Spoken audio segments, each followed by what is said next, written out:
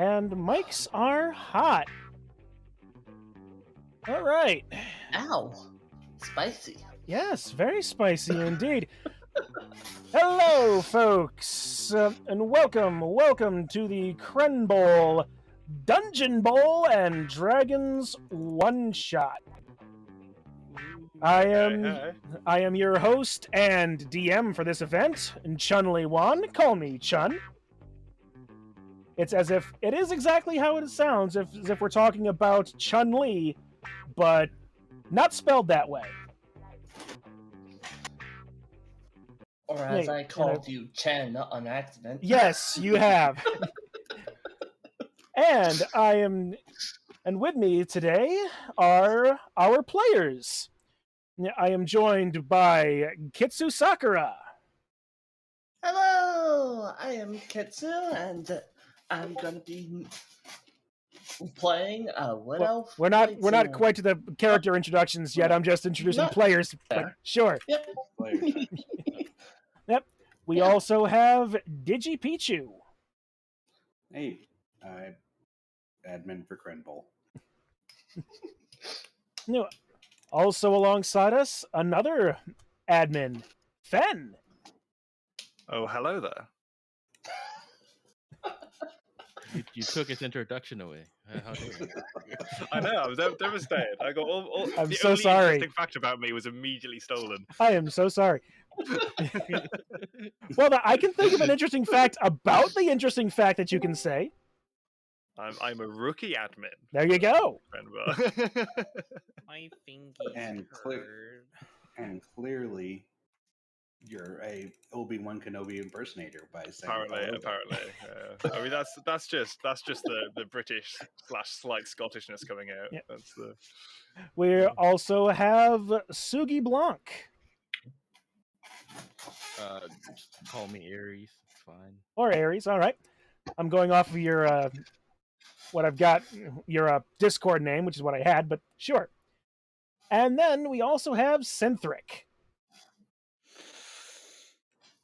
I'm a pile of bones! If that's the voice you're going to use, I am very, very much on board. Spin the wheel! Oh, God. You better keep this up for the entire thing. I will be. Damn right I will. I'll be very disappointed if you don't. All right. I'm out of character, of course. You know, I got to play my real voice when we're out of character. Yeah. All right, I'm gonna get brekkie poo. All right. So I guess he's going to go get some more food. All right. I need calcium in my bones. Well, in the meantime, I suppose I can do a little bit of explaining as to what the actual game plan is here. As I said at the end of the lottery stream just prior to this is a homebrew that I've written that is my best attempt to combine the rules of Dungeons & Dragons 5e and the Dungeon Bowl variant of Blood Bowl. Well, What could possibly go wrong? well, just about everything as it stands, considering if the conversions are to be believed. Some of y'all have some absolutely disgusting things in Dungeon Bowl that are still disgusting in Dungeons & Dragons. I'm looking at you, Digi. Oh no, what's he? Oh yes. I mean, what's wrong with having really high armor without actually wearing any armor whatsoever? Well, it's also the fact that your stats are just also kind of skewed for what you're also playing as well. But we'll get into that when we get into that.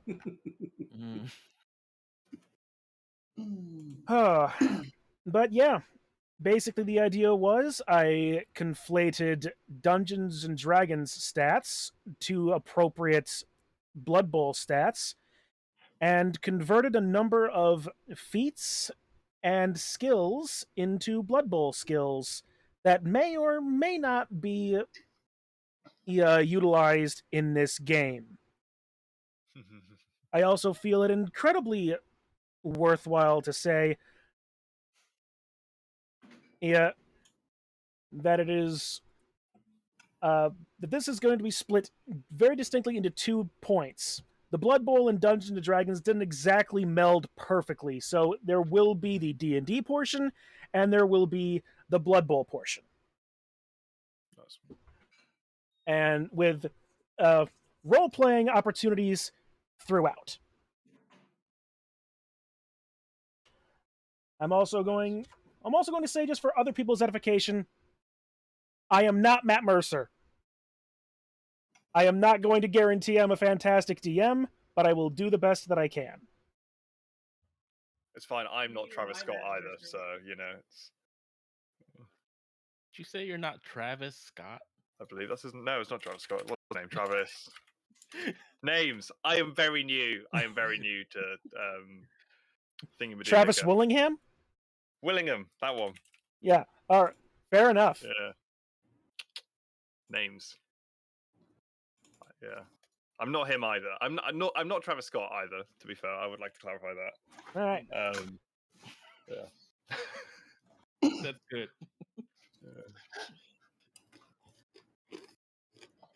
All right.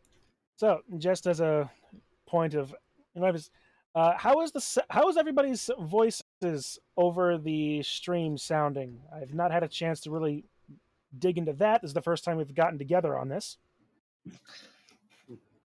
Mm-hmm. And I'm asking Poiku's more specifically. Yeah.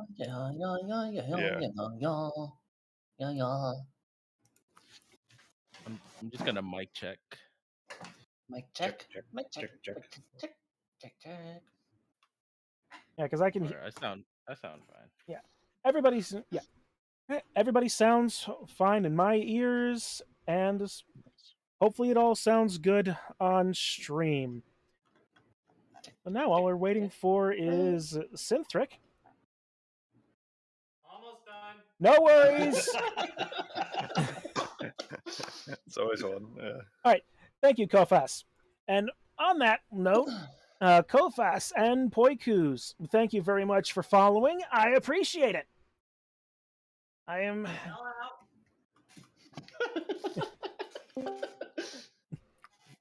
But.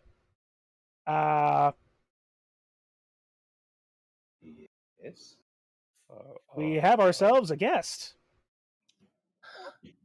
Voice chant. Yes. Sorry. Smooth.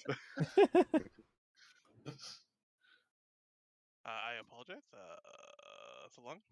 No worries, dude. In a bit, mate. Birdie left on my toast. There's what? I thought it was meant to be at least half a session before things descended into chaos. you need to get some more experience around Crenbowl, really my do. friend. I really do. And Dungeons and Dragons in general, to be fair. Hopefully this won't be nearly so chaotic. That I say that as I look at my notes. That's why I stand up, mate. All right. Well, I will give you possibly find in here. Nope.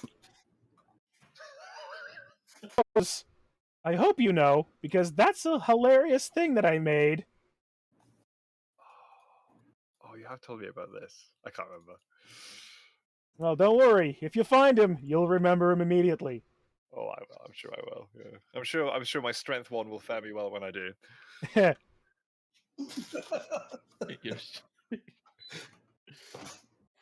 trying to remember who actually has the highest strength. Well, we'll go over that when we go into character introductions. Yes. All right. Okay, let's make sure I have all of my books properly allowed. Got all of my things ready, and buttons are prepared. So funny thing is, I have not read anything. Yeah, about the world of Dungeons and Dragons. About the world of our. Do you mean books? Have you not read books? Any? I have not read anything on Dungeon Bowl. Don't worry, Dungeon Bowl is not all that difficult. well, by like it's still basically the same rules as Blood Bowl in regards to like to various things. Neat. All right, but if you can get pushed into walls. You can pass the ball and bounce it off of walls. Oh, I forgot about that. Yeah. You can only make quick or short passes because the dungeon does not allow you to throw the ball that high. It's not that big of a room. So you can only short pass, was that? Yep, quick or short pass. You can only throw up to 6 spaces away. Great.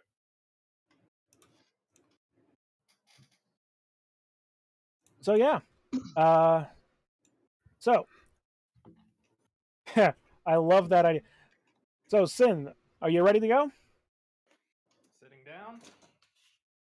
Check your DM. I see the DM and I approve. I tried melting it, but it was going to take too long. Hey, I've had worse breakfasts. Or did I say worse? Like I meant better. Guys, isn't it? I've had. Yeah. Mm-hmm. No, it's 5:36 in the afternoon. Yeah. Oh, fair. Okay. I mean, to be fair, as a student, that is still breakfast time for me. Yeah. Fair enough. All right. And I woke up at like 2:30. So did I. So then, are we ready then? Let's go. All right. In that case, then, allow me to quickly pop over to the Roll20 screen that I'm streaming from my laptop as a camera. All right.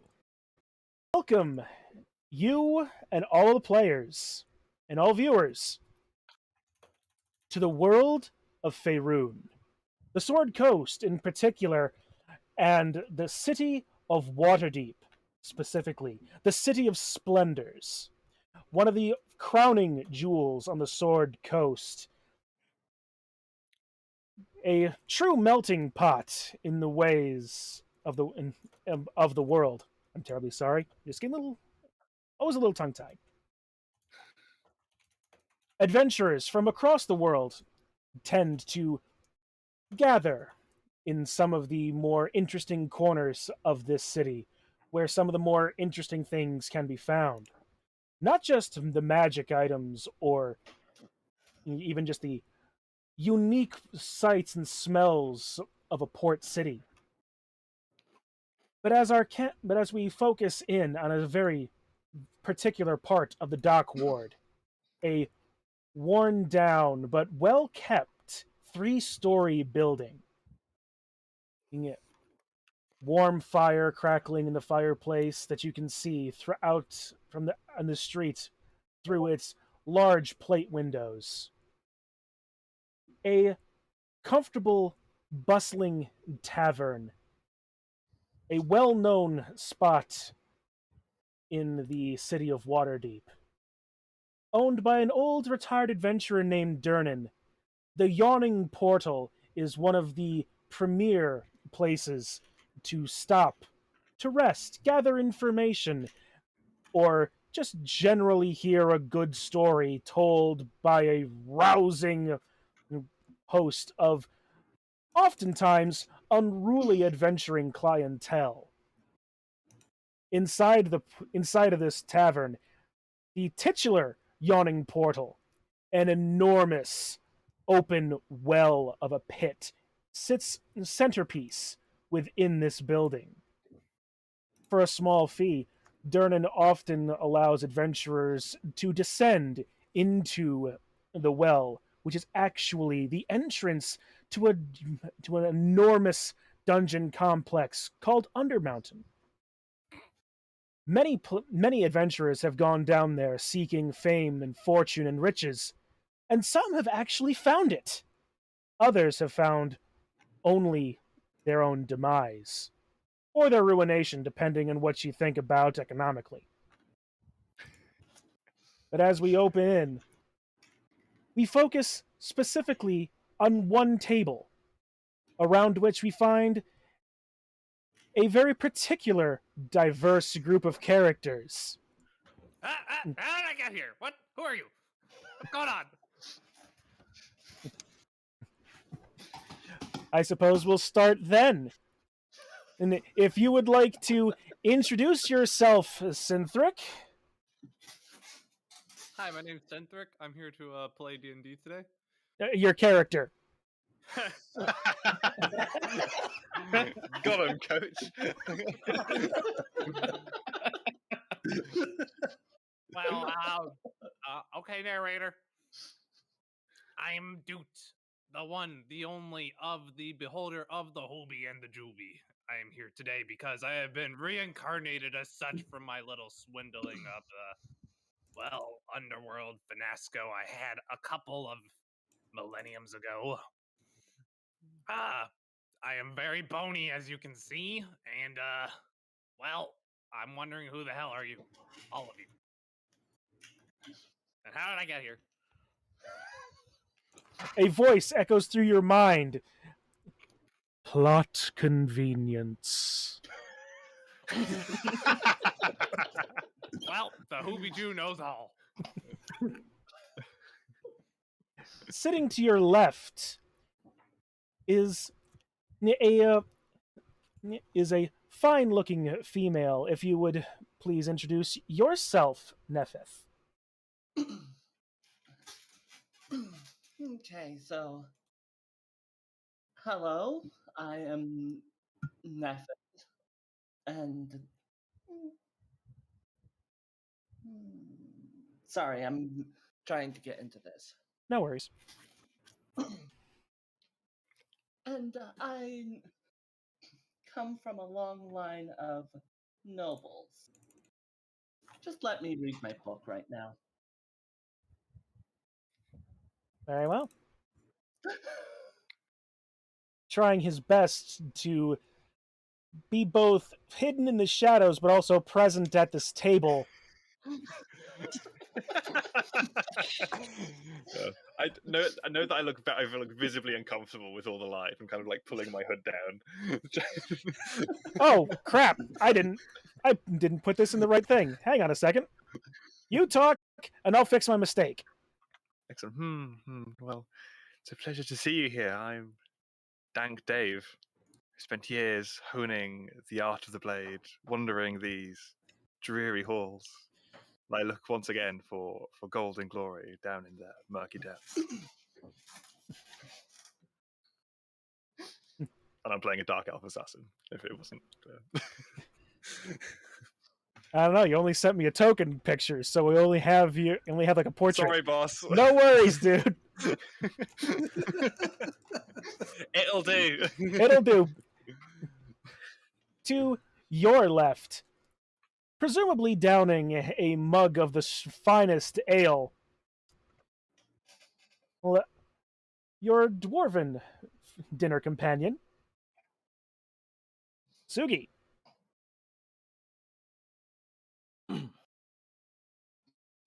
Yes, choke on me ale. My name's No Sleep, and I'm a novel cultist, and I have a very particular accent. I don't have any family. I'm just here to spread the good word of Nuffle. Very well. Here.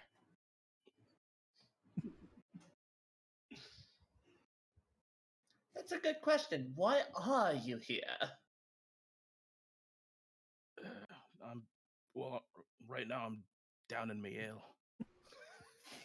Apparently it's plot convenience. I don't know. Whatever that means. Hoobie Jew knows all. And the last person at this table, presumably standing upon his chair because he's so short as to not be able to sit and be seen, Digi. Hello, I'm that. It kind of cut out on the name there. That's That doesn't like to repeat his name, but he will repeat his name. That's likes his name. What's his name again? That's Hello, Stitch. We're gonna. Oh, this is gonna be a fun evening. All right. Well then, Do I know that skeleton on your shield? I feel like I do. Have you been down the hills over yonder? There's a lot of hills. But Yeah, the under but- ones, I don't know. Then you might not.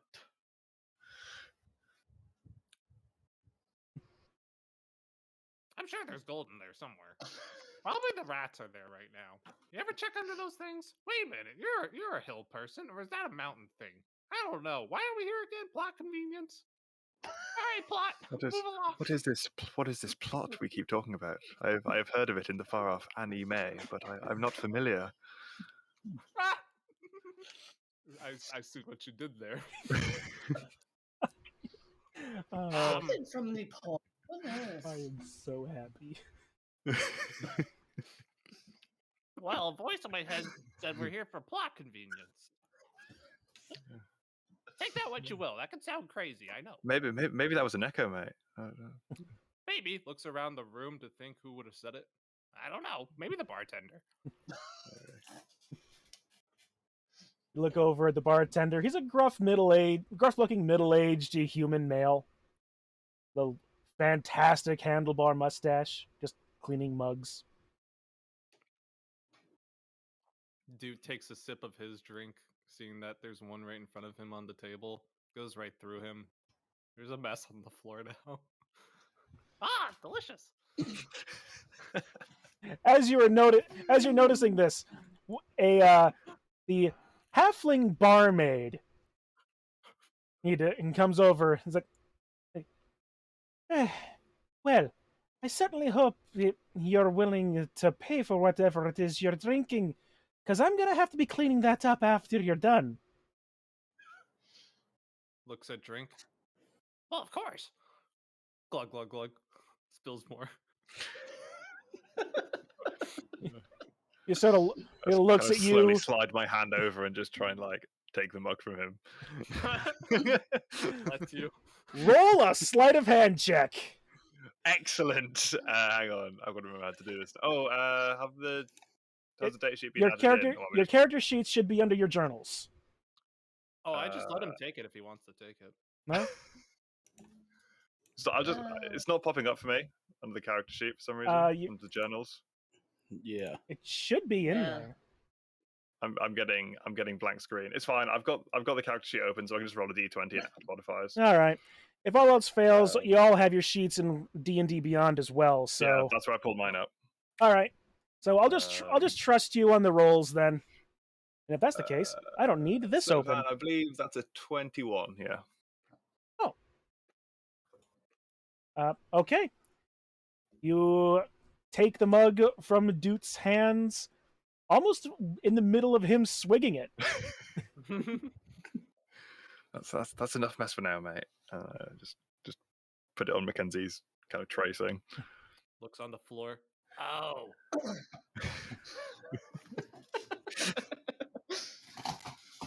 Don't taste the good barkeep.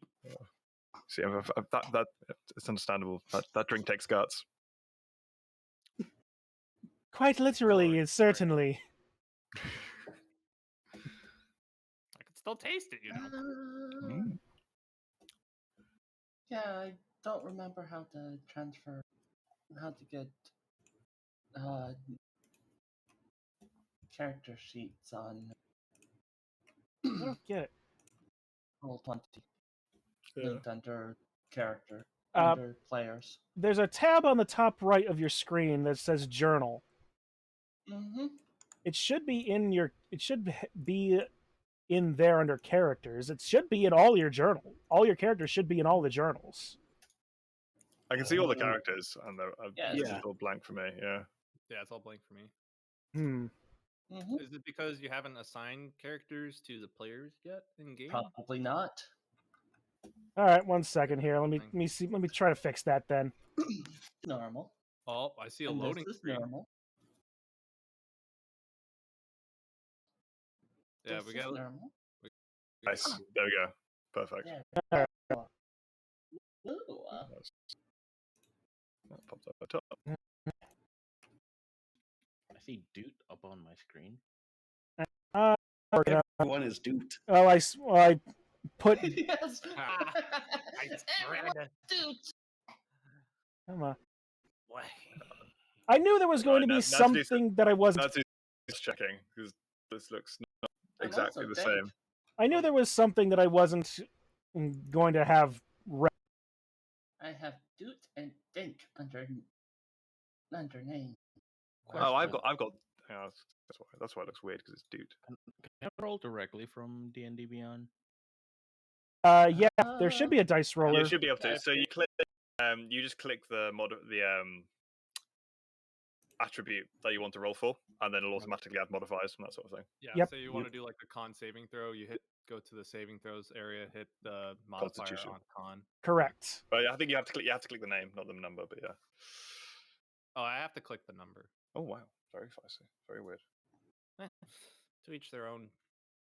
Oh, I see. Yeah, I'm stupid that bit. Yeah. All right. I Yeah, I think got maybe I've got the character sheets in D&D Beyond. Roll 20 fixed properly. Yep, looks like it. Yep, first.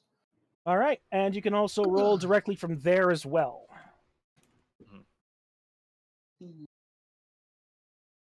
I think only things that haven't made it across me are the Blood Bowl skills, but I can add those in. Yeah. And there should be there should be a little like thing on the side of the D&D roll 20 sheet that also has your Blood Bowl skills as well. It's in like features or whatever it is. Gotcha. Yeah. Mine's blank, so I'm just gonna look at the thing and just add it. Yay, I am level 5. Well, if you click the heading Blood Bowl skills, it'll Oh. open it up. It's condensed. Got it. Easy enough. Oh, I see. That's how you've done it. Do we only have gold pieces, or can I translate some of that into silver? You can translate some of that into silver. I've gave everybody the same amount of gold because there's going to be some money needed.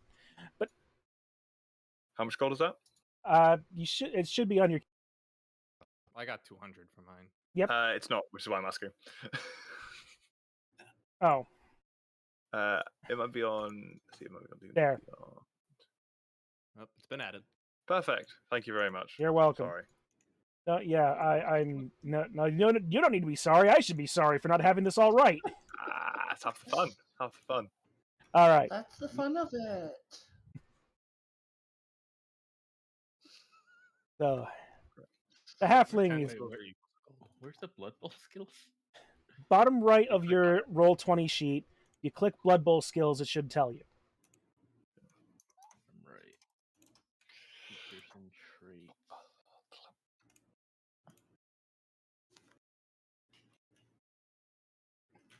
I don't think I see it. I really should have gone over this before the game started, but it happens. Again, that I forget something I forget. Perfect.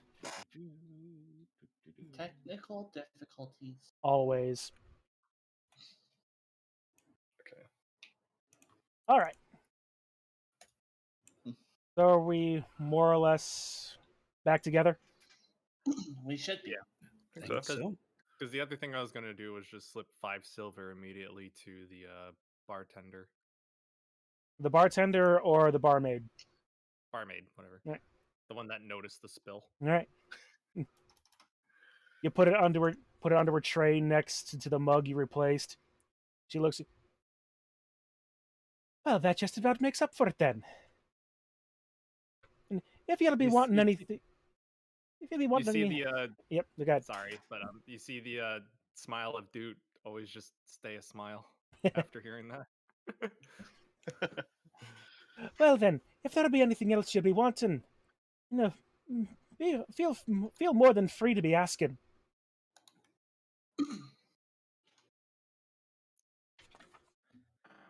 Wonderful. Right? And Mackenzie, goes, by the way, the name's Mackenzie.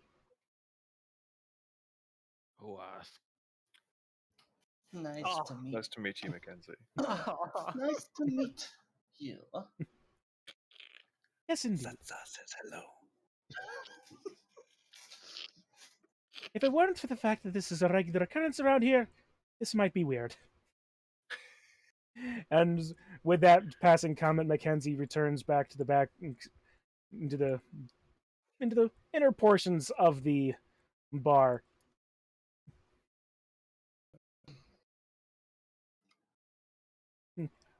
At a nearby table, another human male leans over and says, "Hey, so then, let's be bringing all sorts of you strange folk around here.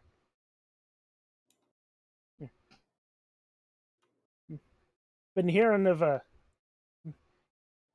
what have you been hearing about this new school of magic they've discovered?" I can't say I've heard much about it. I've spent the last few years down in the dungeon. Oh, really? That's interesting. But yes, there's this new magic school that has apparently been discovered.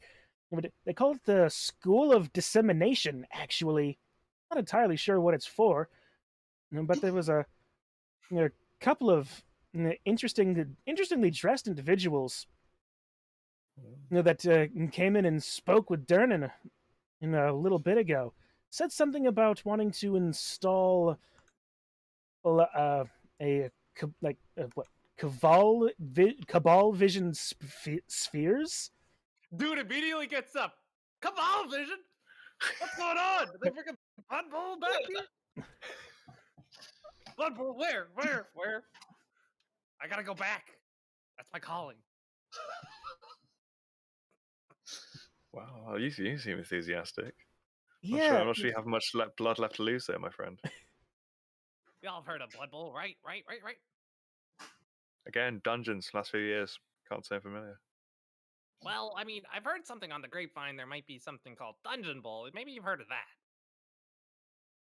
I like a dungeon. I love a good dungeon. Anywho, Bowls, not so much. Soup's not my thing. Anywho, it goes back to the guys talking about Cabal Vision. They're installing it here? well, I'm not entirely certain what it is myself. They just spoke with Durnan about it and offered apparently a fairly large sum. They've been installed in here, and actually, he reaches over and points to a part in your table. If you call over Mackenzie and ask, I'm sure you could get one for your table specifically. He points to what appears to be a four-legged stand to hold what appears to be a large ball, about the size of a softball. Huh? Looks into it. Well, it's not there. It's just a stand. Okay. He still looks into it. Goes over to Mackenzie. Mackenzie! We're gonna need one of those compulsion balls. We gotta see what's going on right now. You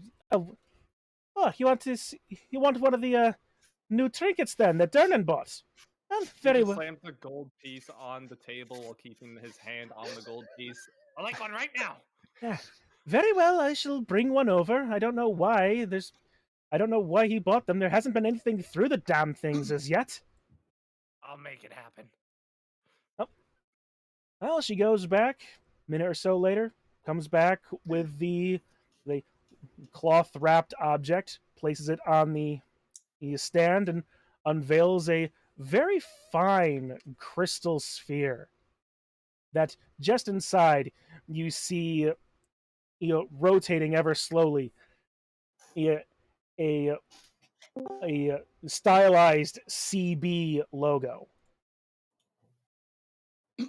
As Mackenzie walks away, I kind of gently pull her sleeve and go, I know. How much is this worth? So, I'm honestly, how does this thing work? I am honestly unsure as to how it works myself. But from what Durnan told me, from what was told him, it was a item. Shaking around. It was an item from that new magic school, dissemination. I think they said. They said to I keep think it. you just shake it. I think you just shake it I, like. I don't think that's how it works. They said just leave it there, leave it on the thing, and something would be shown on it. But so far, all it's been is that strange symbol in the middle. Can I make an Arcana check? Wondering. Yeah, go Try and ahead. get it to work. Go ahead. Oh, that should not have been with advantage. I do apologize. No, that's fine. Yeah. Advantage or not, I'll just use the first number. Yeah. Okay. 17. Dude, you apparently do recognize this item. It is a Cabal of Vision broadcast sphere. You do know how to operate it, but in your doing so, you find that there doesn't appear to be anything being broadcast to it at the time.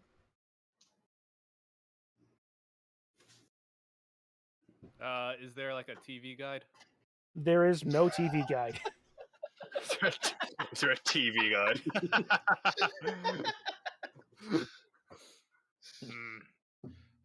Yeah, I guess nothing's playing today.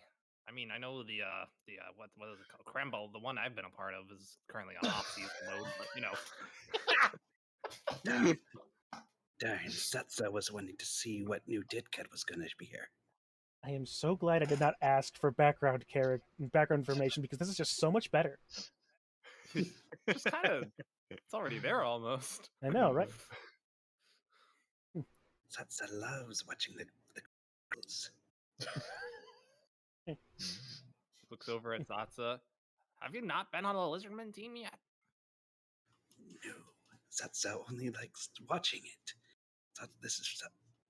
Satsa might try it later. I might have to run a Lizardman team at some point.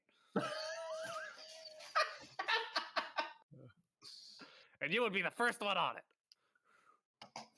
As you are discussing this, you suddenly hear a commotion coming from the direction of the large well in the center of the room. You look over just in time to see what appears to be an explosion of fluttering parchment. It just as these pieces of apparently flying paper just flutter all across the room in a swarm, almost as if they were bats. Some of which alighting on various tables around the edge of the well and on the bar. Others flying out the open door and to spread across the city of Waterdeep as a whole. You hear Dernan at the bar going, "Ugh, not again. This is the 4th time this month this has happened."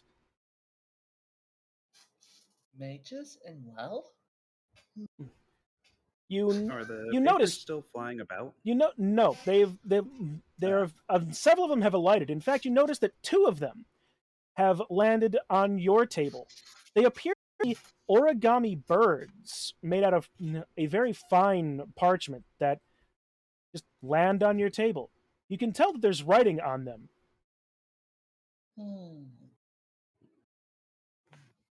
Dude's still looking at the ball. I'll unfold one and try and read what it says. You unfold one of the paper birds and find that written on it in a very fine script appears to be what looks like a open invitation to of greater wealth and power and prestige in a new form of new adventurers or old adventurers to partake and seek in Undermountain. You also see a very see on the bottom corner a symbol that looks exactly like the one in the orb. A stylized CB. Or CV, rather. I don't know about power and prestige, but I could certainly do with some more wealth. I don't know about you guys. being born of a noble family, I don't really need the wells. That's It'll fine. be More for fun, me. right? What? Would it be fun? Maybe. I don't know. This seems like a trap. Huh? What? Dude looks at the parchment. You see his jaw that's already kind of open because that's how skeletons are. He like detached from his head. Puts it back on. Let's go. Go This where? is what we need. Well, that's two. Anyone up for making a majority? Satsa wants to go. Oh. Looks like you're getting your lizardman dream after all, dude.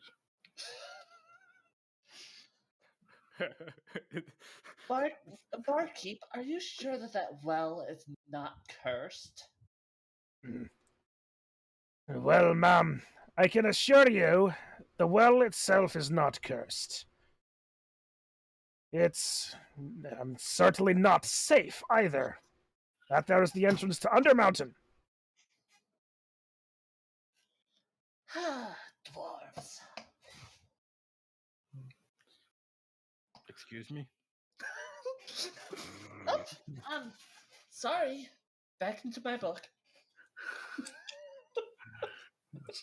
I've happened to have had an odd excursion or two down to the Undermountain before. It's not as bad as they make it out to be. You just need to know what to look out for.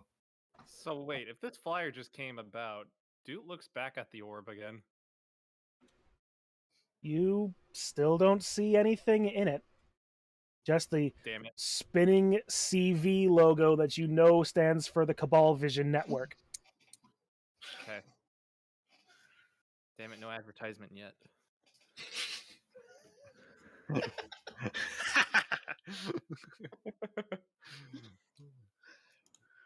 All right, it says where on it, right? The mountains. It says the hills. It says in it. It says to head for the town of Skullport.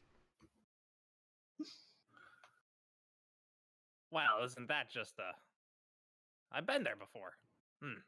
Only I still had that teleportation magic I was able to cast years ago, but you know, when you lose your faith within one of the chaos gods, it's just bound to go away as well. Dave, you also being from the Underdark, you also recognize the name Skullport. It is actually a town in the upper levels of the Underdark that you believe can actually be accessed through this entrance into Undermountain.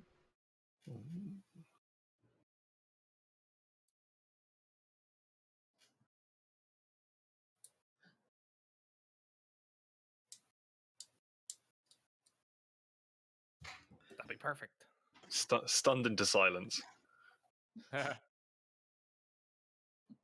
So we're gonna be going underground. No trees.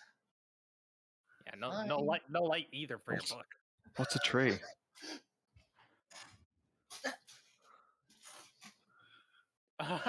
What's a tree?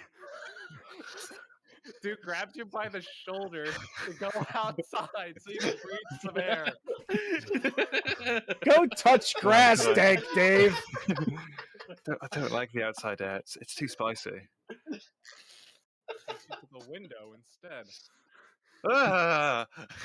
Gonna run back to the sea and just kind of pull the hood down a bit further. Close enough.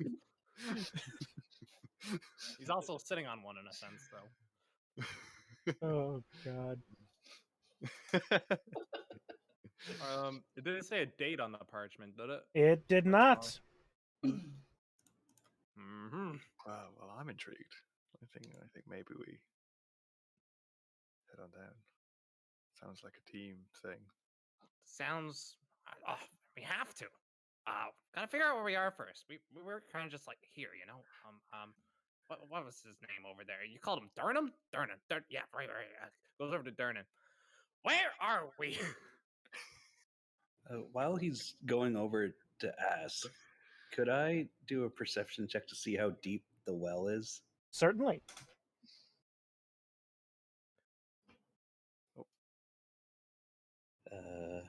Yep. 14. All right. You climb. You go over to the well and climb up onto the edge. It takes you a second because you're so short, but fortunately there's some stairs. You look down the well, and it's definitely gets dark. You can't really see the bottom. Actually, you can't see the bottom.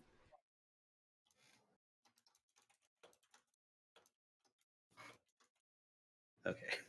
You do see though that there is a very long rope and pulley system that goes into the well. If you're looking to be going down, there's a small service fee for my trouble. As far as you, sir, this is my tavern, the Yawning Portal, in the city of Waterdeep. I don't know how or why you didn't know that. Satsa suspects lack of eyes.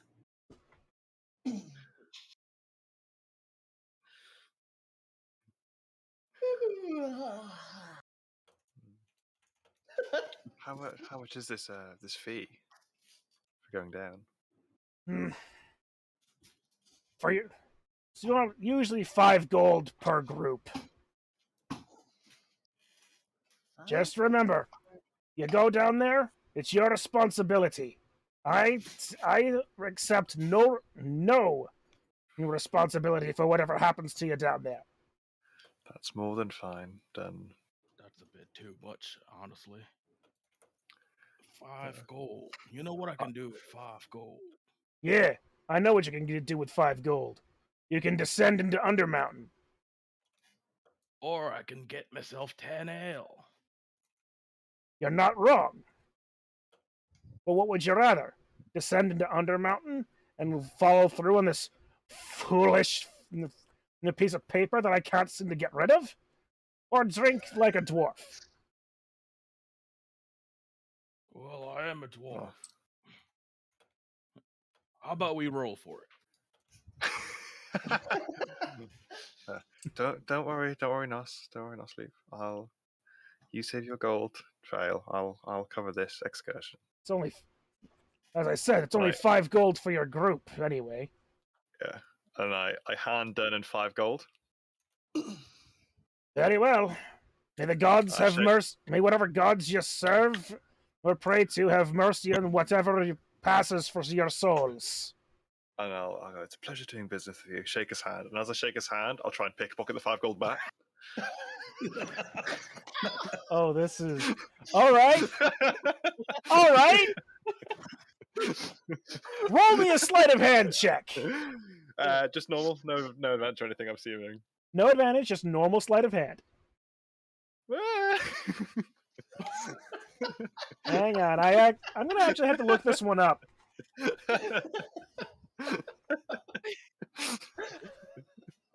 You have a +9? Yeah, I have 17 decks. So 19 decks. So. And because I'm rogue, I get double proficiency on some skills. Yeah. Imagine if I'll just roll it like that. I was rogue with my 20 decks.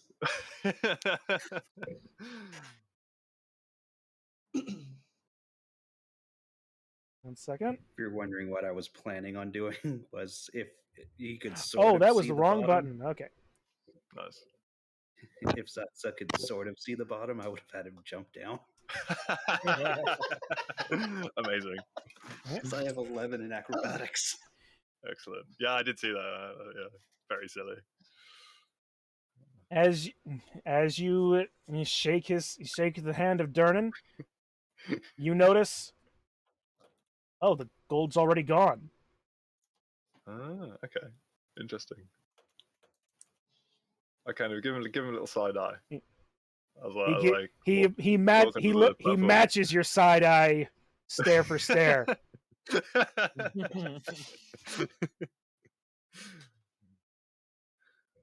Well, lads, are we You're, going? you're neither on the this adventure? first rogue nor the first drow I've met. I appreciate a man of preparation. Well then, go find your fortune or your death. It matters not to me. Yeah. He gives a quick whistle to a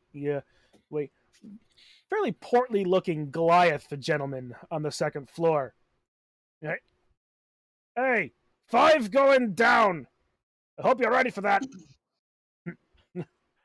I'd like to point out Doot is still just at the bar where Durnan is, staring at him, waiting for an answer. Oh, I gave you the answer. You're in Waterdeep. You're in Waterdeep, in the Tavern of the Yawning Portal. Or did you want a more complicated answer? He's still just looking at him, but he's not conveying the fact that he has the answer that he wanted. He's just waiting for to go down. Dude, it's dodgeable this way. Go on. Gets off the counter and goes over to the party. Not saying a word. Not entirely certain I'll get used to skeletons. Sitting down, partying with something drunkful? Some ale. Sorry. I love how it's like there was no immediate response. Olivia. Just like ale. One for the road, then. 2 silver. Presumably you want the good stuff. I was asking the DM. What? Sorry. Oh, sorry. So you were wanting a drink? No, she was wanting to know if there were dwarves around drinking. There is. Well, besides other Yes. than the dwarf sitting with you at the table, you look around. There's a couple of dwarves present, yes.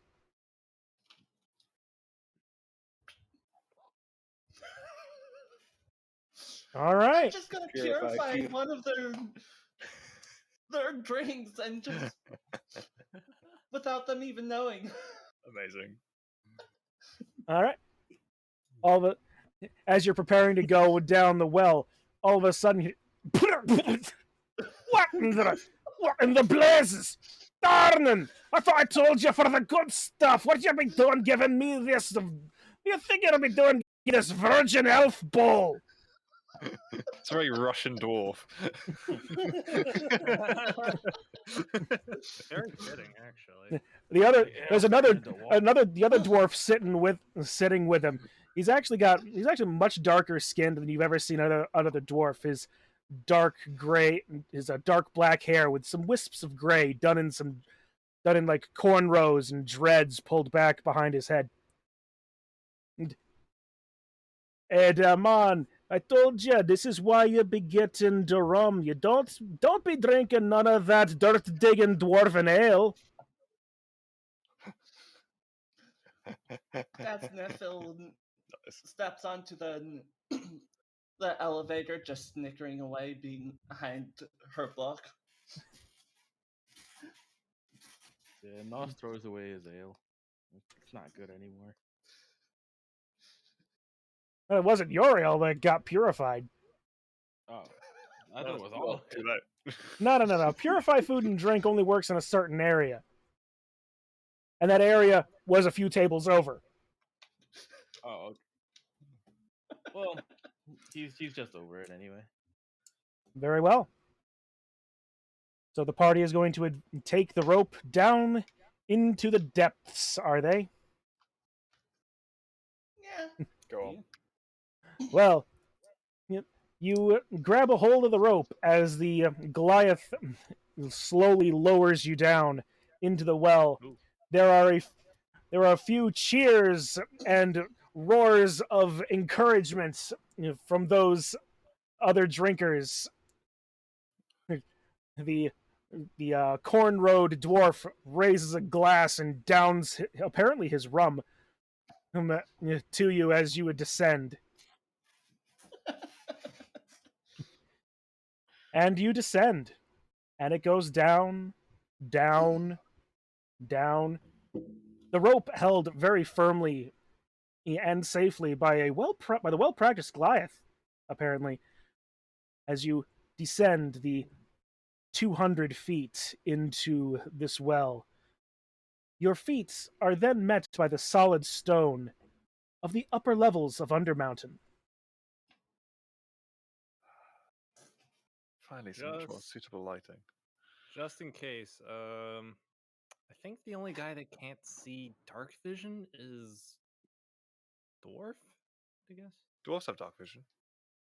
Maybe I'll have dark vision then. Dark vision. The skeletons have dark vision. They do. Amazing. I have a thing for that. Dwarf has dark vision. Yeah. Then yeah, I don't think the Zatsa does. Just like out of like guessing, looking at the party by logic. Zatsa has blind sight, so anything within 10 feet he can see. All right. Plenty. But everything beyond that is just nope. Out of concern, I'm gonna just give Zatsa, or dude's gonna give Zatsa guidance. All right.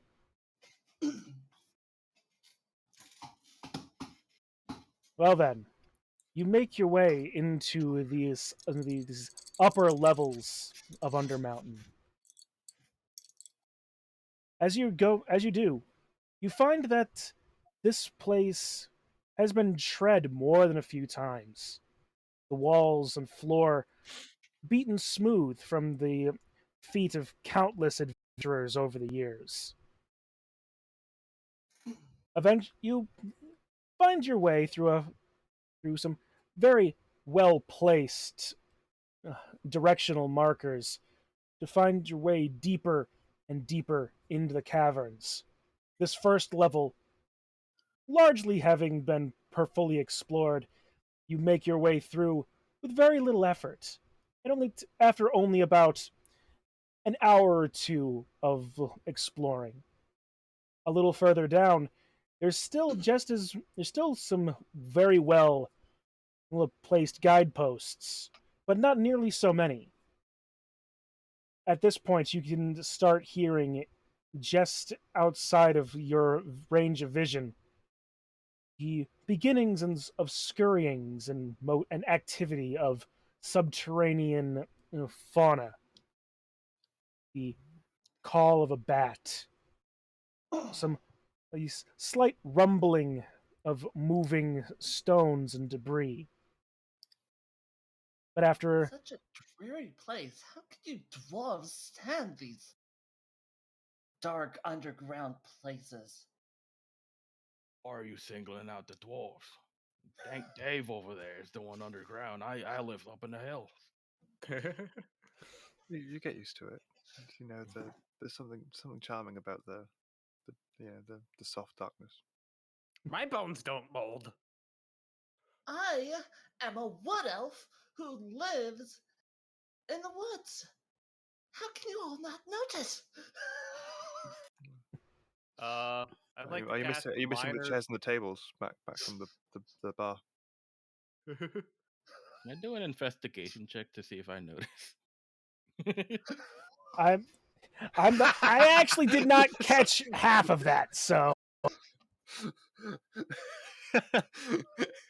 Never said, have you not guys noticed that I'm a wood elf who lives in the woods? Can I make an investigation check to see if I noticed? You may make an investigation check. You may make an investigation check. Who was it? It was Nos, yeah. It is. She is definitely an elf, and definitely has the countenance of a wood elf. You can tell that she is telling the truth. Oh, I see. Oh. I thought you elves are just all look-alike, really. Really? I just kind of stare at him. You stare at Nephith, and then look over at Dank Dave, back to Nephith, back to Dank Dave. Yeah, all elves look alike. Can't tell me. I don't see elf breed. I thought you guys were humans. Honestly, I didn't know. Interesting. You make your while you're having very this. tall for a gnome. I know. While he's you're gonna turn to while you're having this conversation, among other things, you spend the next few hours making your way through this second level layer of Undermountain, and you find the last signpost that says leading to the next level. Well, that says in a few versions of languages, the Twisted Caverns level. But at this point, you have traveled for about 6 hours now.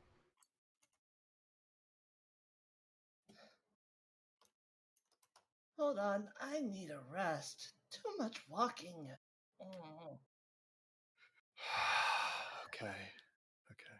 Where are we supposed to go anyway? If I know where was it? Sorry, Skullport. Skullport. If I know where Skullport is, do I know where to go from here? Skullport is, if you remember correctly, is a few more levels down. It's actually, you believe it's connected in some way to the Twisting Caverns. Okay, sure. What languages is the sign? You see it in Common, obviously, but there is also Dwarvish and Undercommon. Ooh.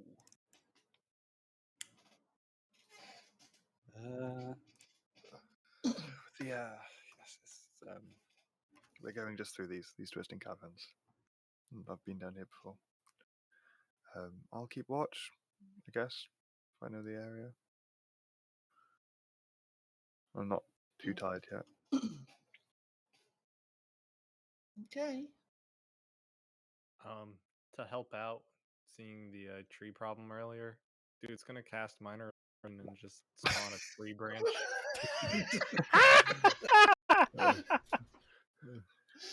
To maybe ease the dankness of this. I kind of like half squint at the tree branch if I'm trying to work out what.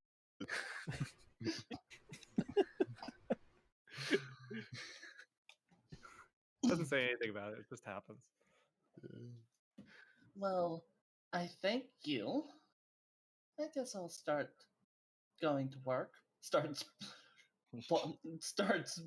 counting how many leaves are on the tree branch. Okay. It's one way to rest, I guess. To make it a little more lifelike, dude makes one of the leaves fall.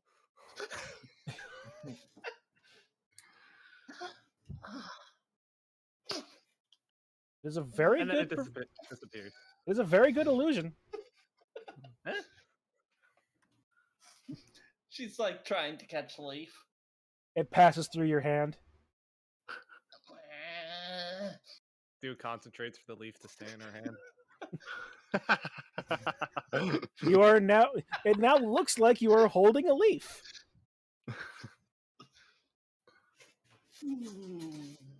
Lights it on fire just because. Oh. Does not catch on fire. You actually set your hand on fire. And Nephith will take.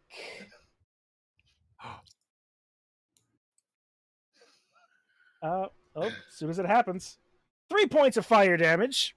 Nice, a strong start. How did you create the fire? Green flames. Got it.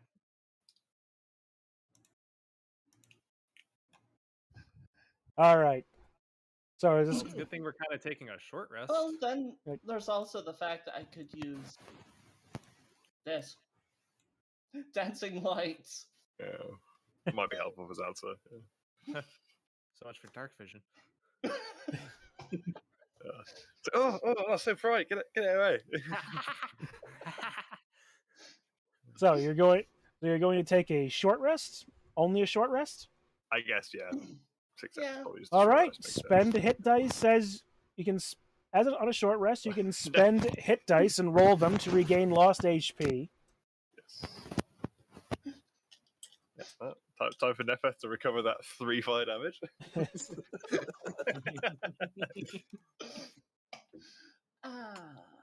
So let's see. Considering her total is 29. Yeah. Yeah, yikes. Yeah, I'm not. I mean, I'm not much better, to be fair. Hence why I mentioned that we needed a short rest. Let's see. Where is the the rest button? There's full. It's Yeah. So you've got current hit points, temporary hit points, and then just below that to the left, you've got hit dice. So that's what you click to recover Mm-hmm. During a short rest. So yeah, I took about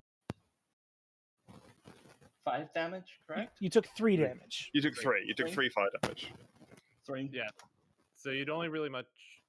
Well, I mean, yeah. I guess you still got to roll. Yeah, you take Yeah. one or more of your hit dice, roll them, and you heal that much damage over a short rest. Or you believe could you take a had gone long to- rest and regain spent hit dice and all of your HP. And all of your spell slots. Correct. Which might be a good one to know for later. Which, considering you've already used a spell slot for Purify Food and Drink, but if you just want to use a short rest, all right, you use one of your D6s and heal up 4 damage. You're now at max health. Saved. After about an hour of rest, you wish to continue. Yes. Got this Yes. All right. Kind of lead the way down to the winding passage. You lead you and your friends, or at least ways your acquaintances, down into the next depths. Oh. In the middle of this, too, by the way, I would like to start playing the trumpet. Just, fill half the time and we can march to some music. Oh, God. Nice. Dank Dave approves. Helps pass the time.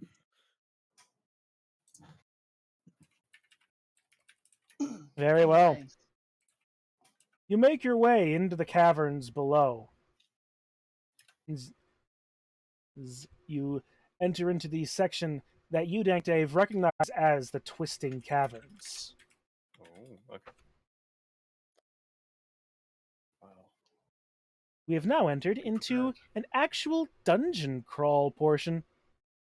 Yay! Dungeon crawl. I nominate the Dark Elf to be in front. I mean, sure, but good luck. Good luck following me. As I walk forward, I'll stealth. All right. All right, Dude, roll. accepts the challenge.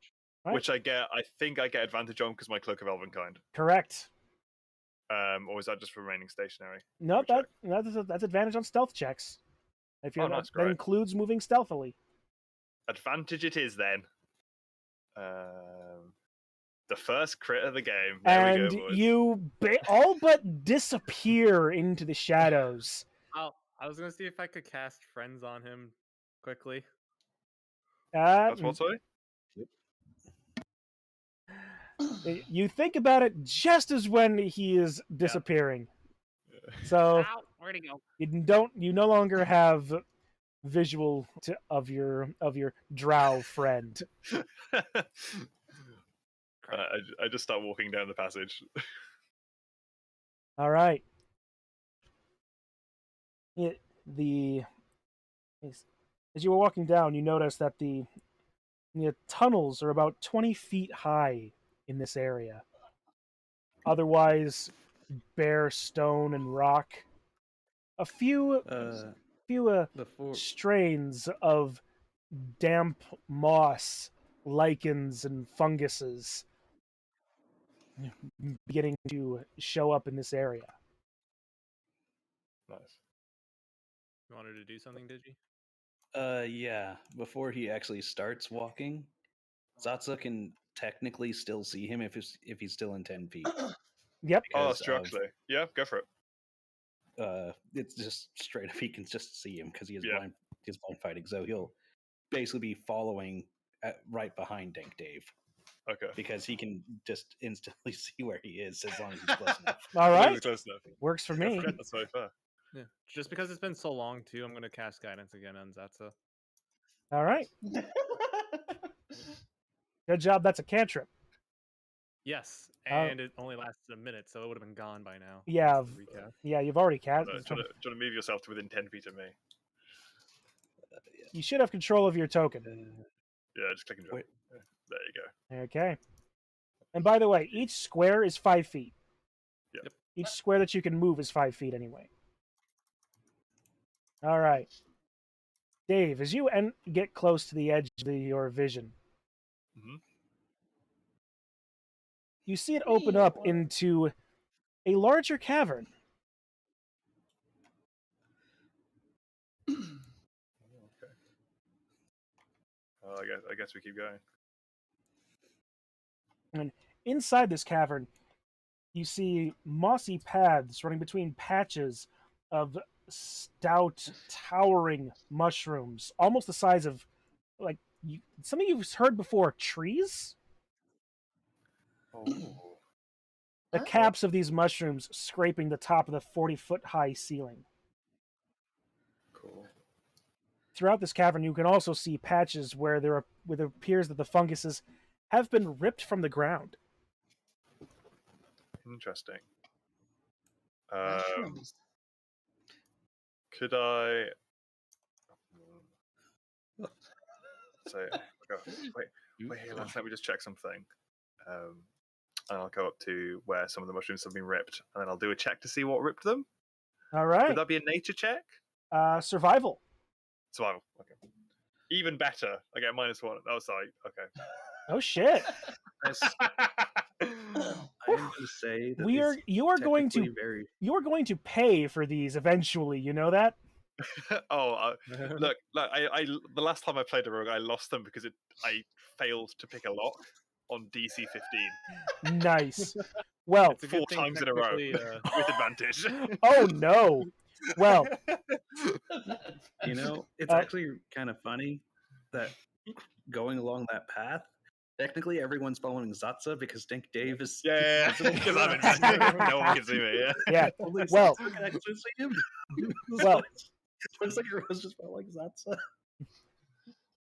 All right. Well, And no Dave, one questioned while why you're he- taking that time to check this out, are you heading out down this corridor?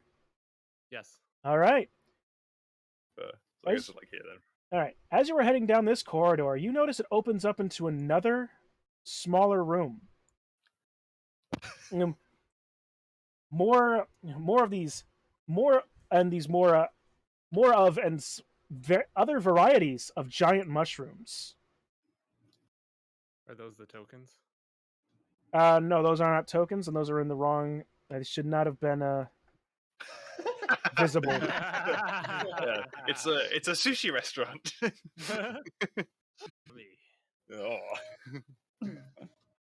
I think we've already spilled enough on the floor already, dude. I don't think we need. What the hell? I can't. How can I not click these things? That's so weird. They're just there. Are they just part of I'm on maybe? I'm on the wrong. I was on the wrong tool. So, actually, let us just forget those exist. Nice.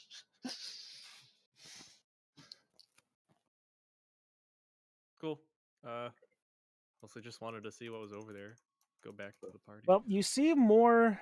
You see more of the fungus, the towering mushrooms. Mm-hmm.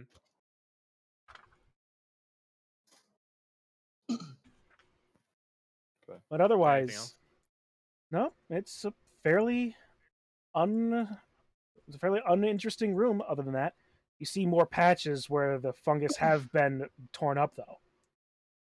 Dave, while this is happening,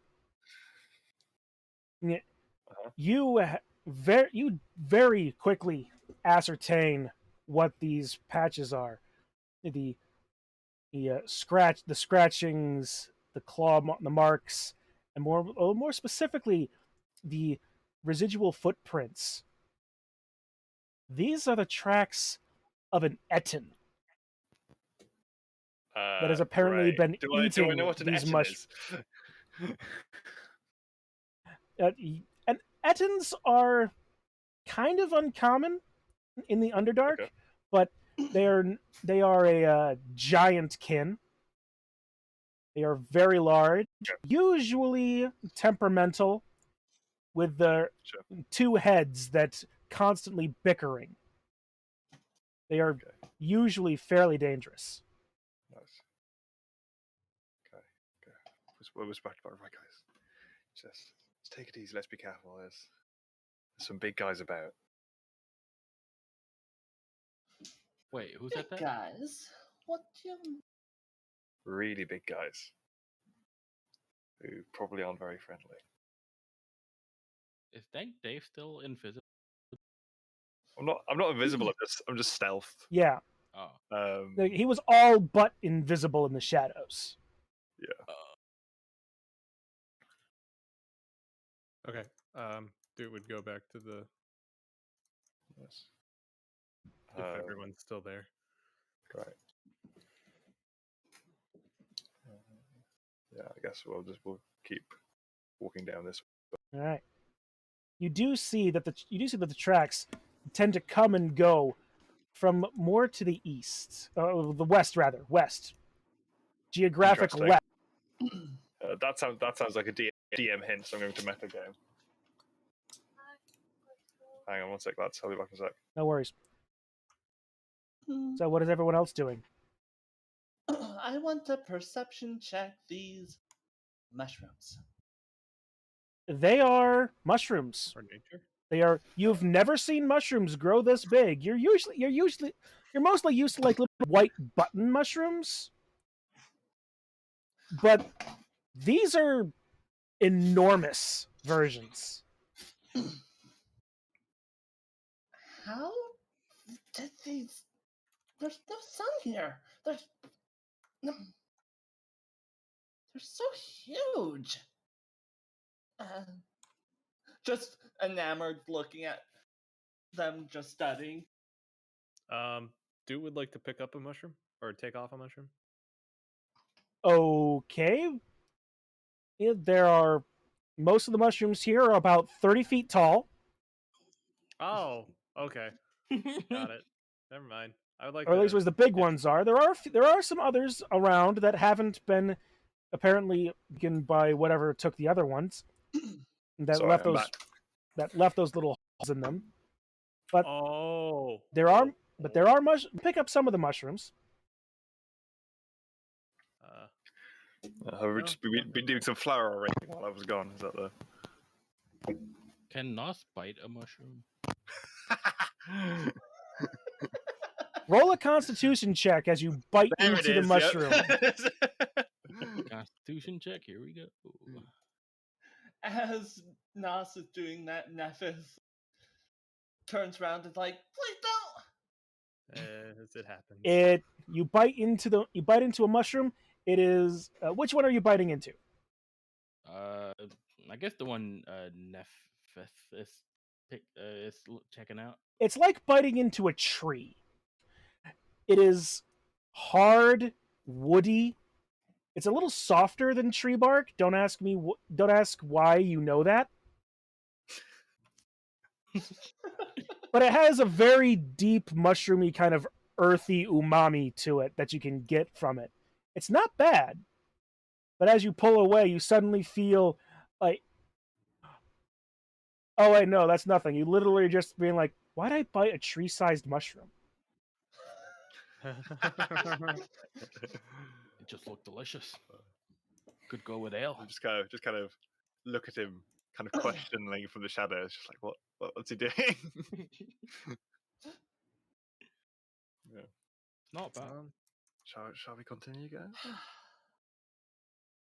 Unless the dwarf wants to eat some more poison, why not? And then using the not so subtle DM hint of all the tracks are to the west, I think we'll move east. They say going south. I was gonna say. Oh, I was gonna go through 3. Okay. yeah, not just following Satsa like he's been doing. Yeah, All right. following me. Dude's just like, there's more of those over there. Yep. You see Well, maybe the another- dwarf will enjoy it. another cavern. Some of the. Hold still. Holding. Sorry, boss.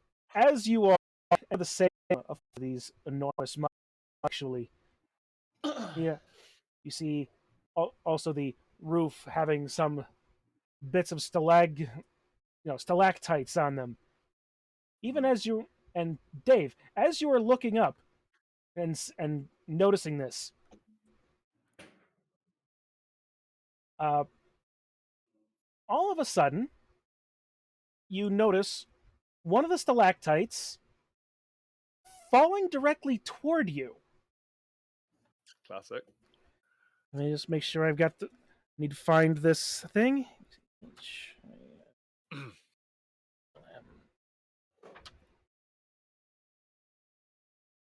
There it is. That's what I need. Make sure I grab a bookmark. I don't lose my other. As you hear a very small but high pitched as what looks like a stalactite looking like worm drops directly onto your head or towards your head. Can I attempt to dodge it? Or 1 second, just on land on my head? it's rolling an attack. That is a 6 to hit. That will not do it. You dodge away deftly as it slams into the ground.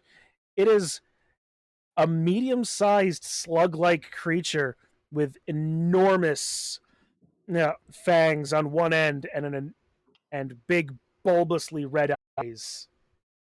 Oh. You recognize this creature as a piercer, a creature that hides like a stalactite to hunt its prey by doing exactly what it does, dropping directly on your head. Okay. And that's nice, Chun-Li, but where's the end zone?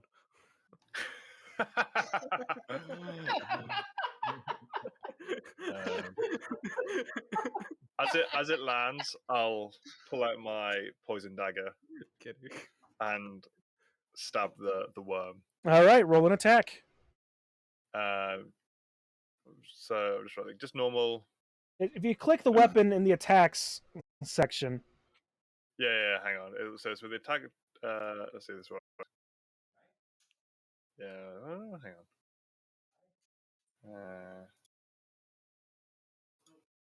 Oh, sorry. I'm stupid. There you go. 18 to hit. All right, so now we roll damage. Or 8 piercing damage. Let me just check. I think that might be 9, and I'll edit the thing because that's the dagger of venom. So I get +1 on top of that. All right. Damage. I get +1 to hit, +1 damage. All right. So, now we're going to roll initiative as this creature takes 9 points of damage. Yep. Now, just to make it a little easier, remember to click your token and then click the initiative button Thank you for reminding me. on your character always sheet. Forget. Yeah. Oh. And click what? Highlight your token by clicking on it, and then in your character sheet, click initiative. That should automatically add it to your turn order. It's at the top between armor class and speed. I should have advantage on initiative because of the Sentinel Shield. All right, so roll it. So I think just roll again. Yep. 19. Okay. Better. If you click the settings just to the right of spells, you can change roll clearies, which is in the top of the right hand to advantage toggle, and that should be able to let you adjust it. Wait, am I dumb? Where do you click initiative on the character sheet? There's a between armor class and speed. Yes. At the top. Yeah.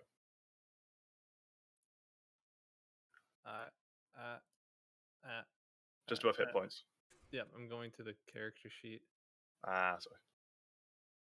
And I'm imagining. Oh, you click the word.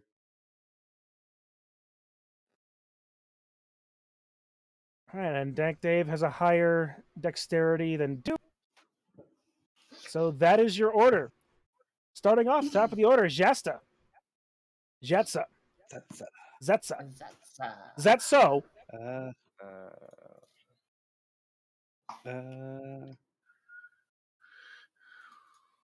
Satsa would like to move next to Dink Dave, so that way he's next to the worm thing, like here. Okay. And would attack with the Rapier of Wounding. Oh. So just click the weapon. Yep. Click the weapon. Keep rolling. I heard it beep. I don't Yeah. see it on my rolls though. It was a 17, then a 19. Okay. Well, So we'll go with we'll go with the 17. That hits. Roll damage. Okay. Wait, why is it not doing damage? Well, Okay, so the good thing is I can see it on my. You click if you're rolling damage. So once you've rolled, click Rapier Wounding on the roll. Yeah. And then it'll. Okay. Yeah, there you go. All right, so you do 10 points of combined damage.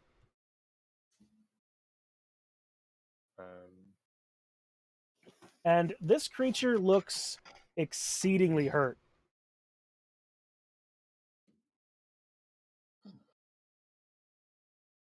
All right. Nephith, your turn. So it's out of my sight. You can hear... Because it's right around the wall. You can hear the sounds of a scuffle happening. So I'm going to move over here.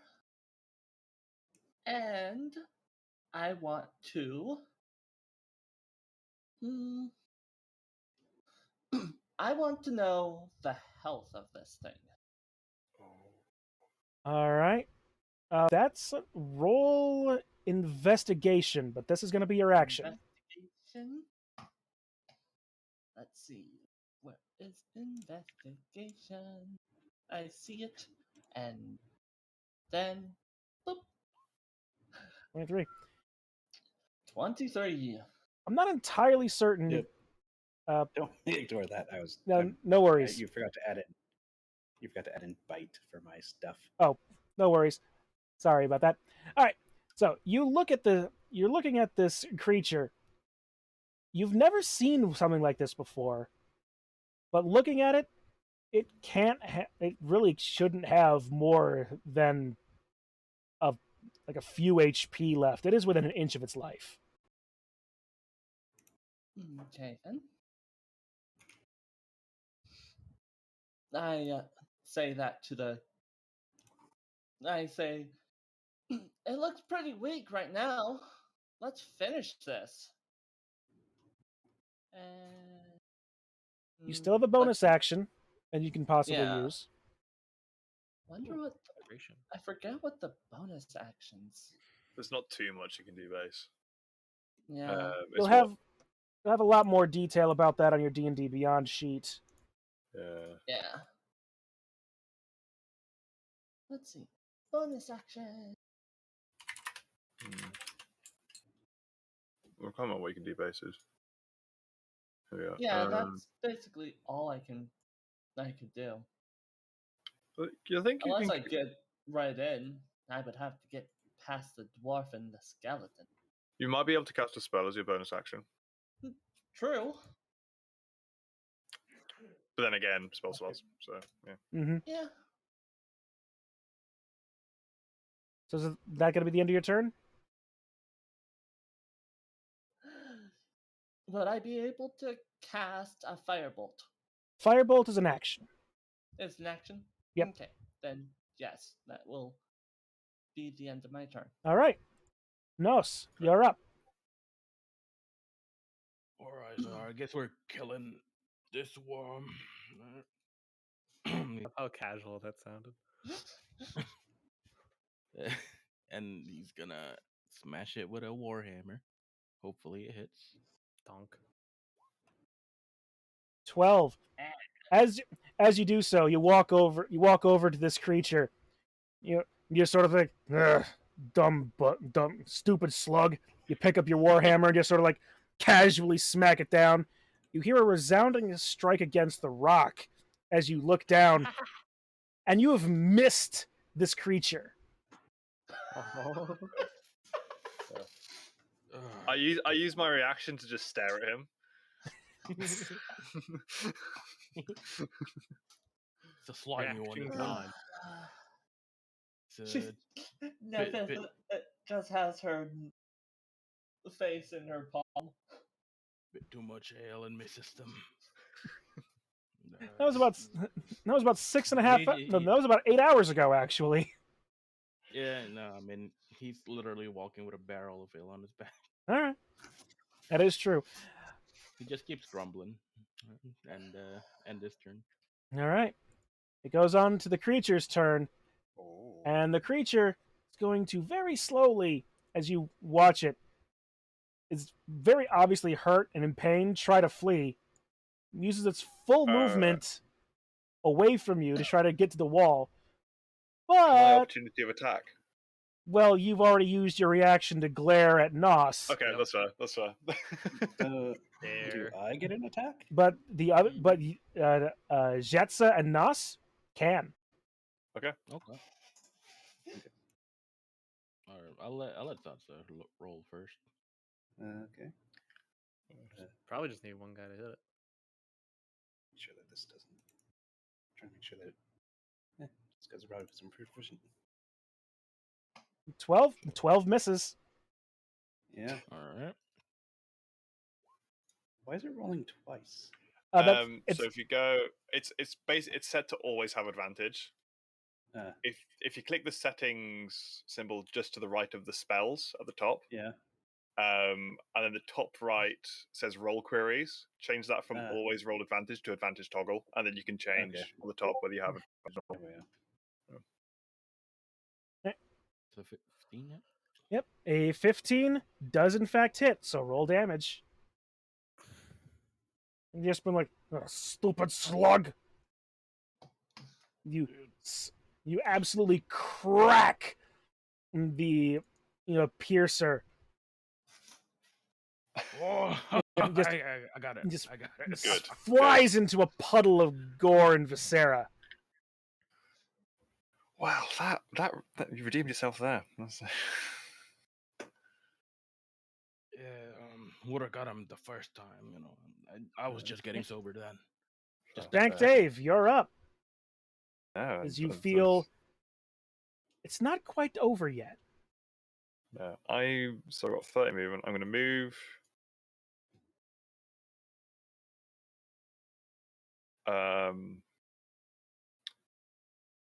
I'm going to move forward like here.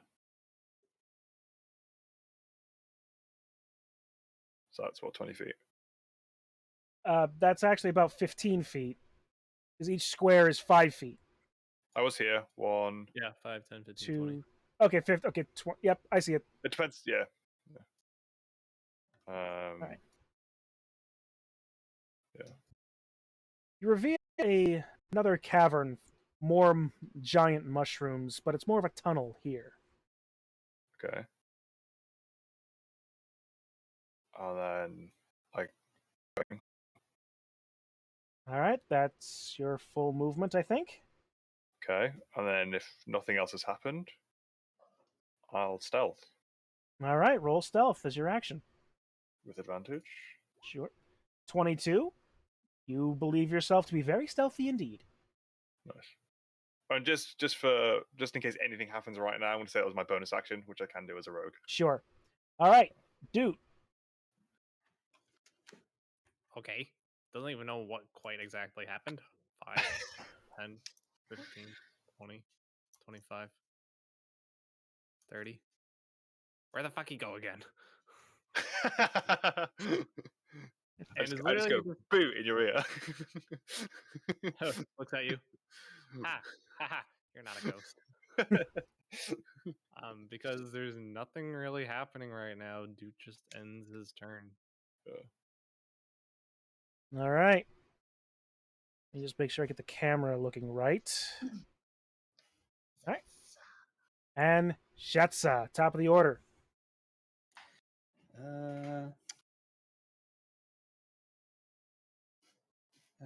Zatsa will go.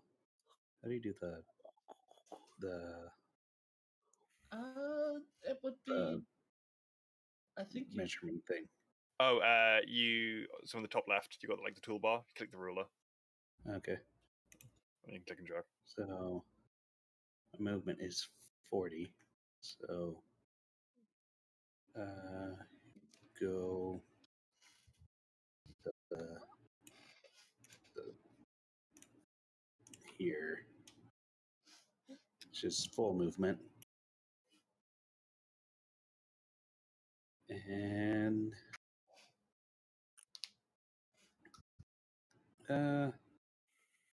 guess just be prepared for anything that comes around. All right.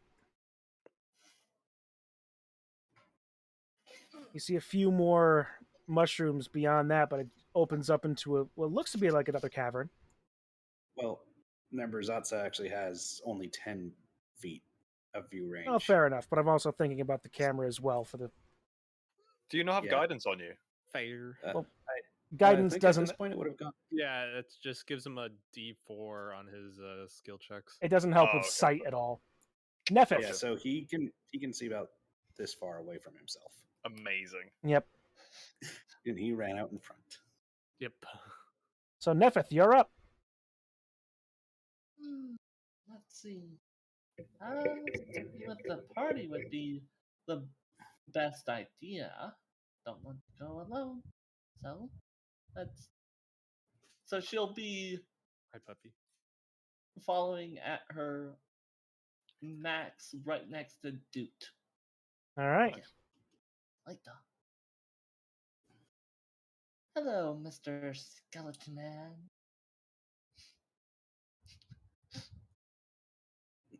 So Nephith. And yes. Yes. 1 second. Before ending turn. Does a 9 hit 9. versus your AC? And AC. Me try and find out with my AC 16. No. All right. No. So, as you are walking past, all of a sudden you hear as another piercer lands right behind where you walked through. Ooh.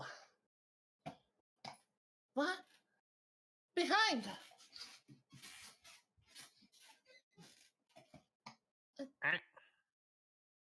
Ow. Another one fell. I actually take it Duke can't see it because of the mushroom that's there. Yeah, maybe. Maybe. Hey, Nos, you're up. All right. Nos walks to here. Oh, there's another one. Oh God. Not another. And he is going to try and hurt it with Sacred Flame, and that's the Dex 15 saving for the worm. Okay. Hurt it with Hellfire. So do you want me to just roll it first, or? No, I'll roll the.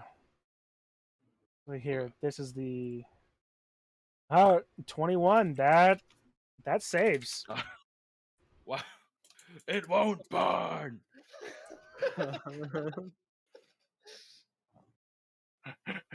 Unburnable. Yep. So Nos kind of freaked out, and he ends his turn All right. freaking out. That is the monster's turn. The piercer. The piercer, having lost its element of surprise, is just going to slowly scooch away and start.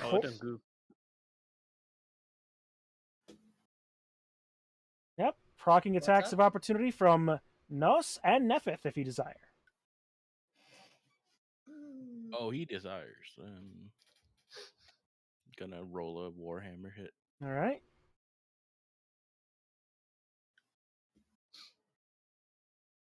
But did it not go through? What the hell? Hold on. Yeah, sometimes roll 20 is a little slow. 8 does not hit. Ooh. Slippery. I do not have what I want up because I was not. But I shall. Not using the belt yet.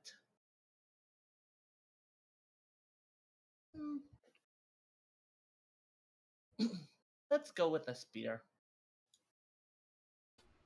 All right. And it's. Oh, right. I would need to. Why am I not getting this right? You click on the weapon. Yeah, I was clicking on the weapon and not through Not the. damn. Yeah, you need to click on it from attacks. Yeah. I'm still pretty new at this. No worries. Fine.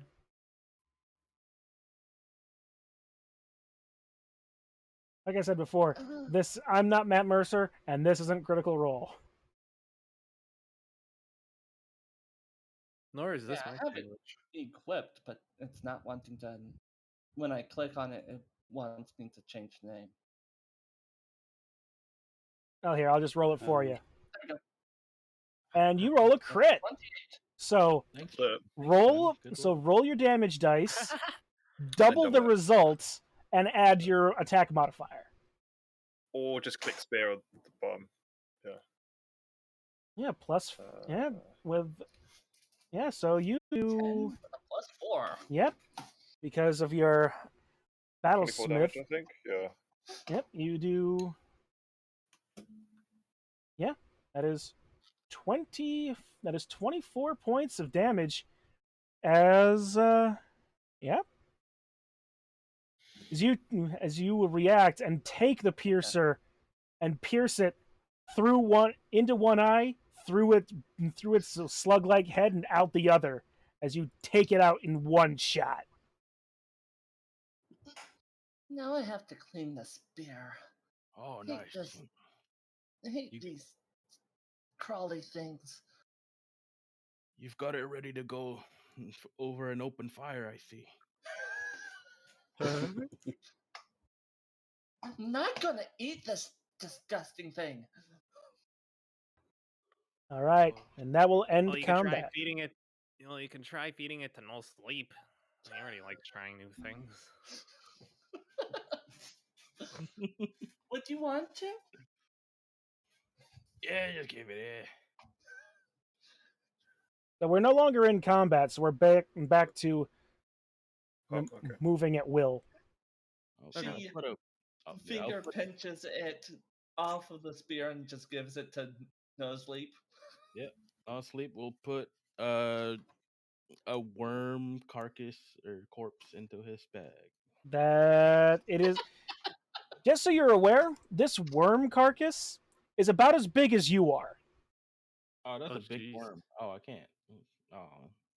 Well, guess we're gonna drink, won't we? Huh? You can try. You can try cooking it now. I think let's. Shall we just move away from where we just had giant worms try and kill us. I feel While like you're that's saying more. that, dude was still moving. Well, Hang on, we've got Dave, a runaway Although you skeleton. could Bear with. tickle it. Dave, your dark vision reveals that at the end of this tunnel there's another cavern. Ooh. Another one. I await the revealing with great anticipation. As you begin to enter, am I still stealthed before we would go in? Not right now. But, Can I stealth before I go in? Oh yeah, you did stealth at the end of your last turn, and you didn't do anything before that. So yeah, you're still stealth actually. Okay. So, as you enter, your soft footfalls barely making a sound, you're able to hear as you enter into this area the distinct sounds of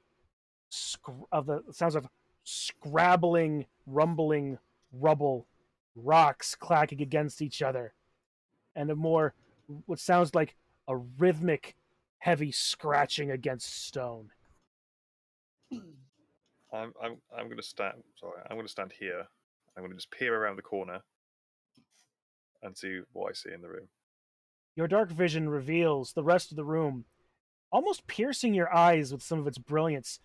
You see along the back wall gemstones, like they're not precious, but crystalline formations that are nonetheless beautiful in your eye, to anybody's eyes.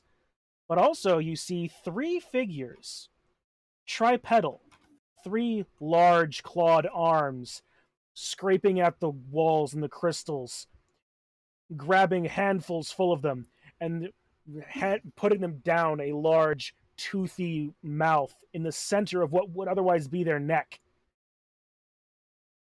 Ooh.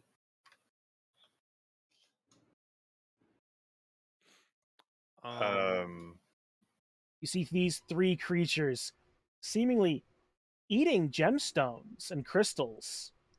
Their bodies appear to be made out of rock and earth. I'm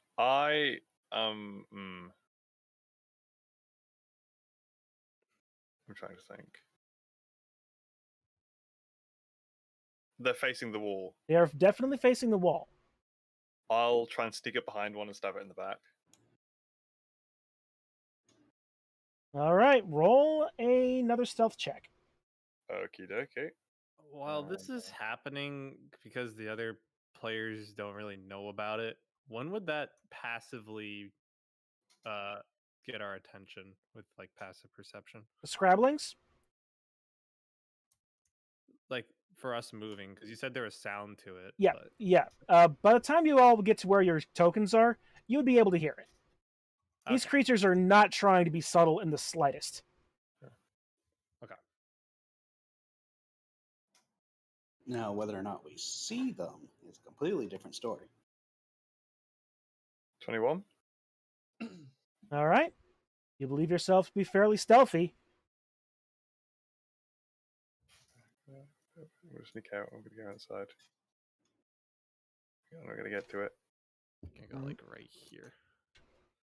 Okay. I'm going to stab it in the back. 5, 10, 15, 20, 25, 30, All right. 35, 40, 40. And no I longer... would see it. Okay. 1 second. So there we go. And you stab it, and you desire to...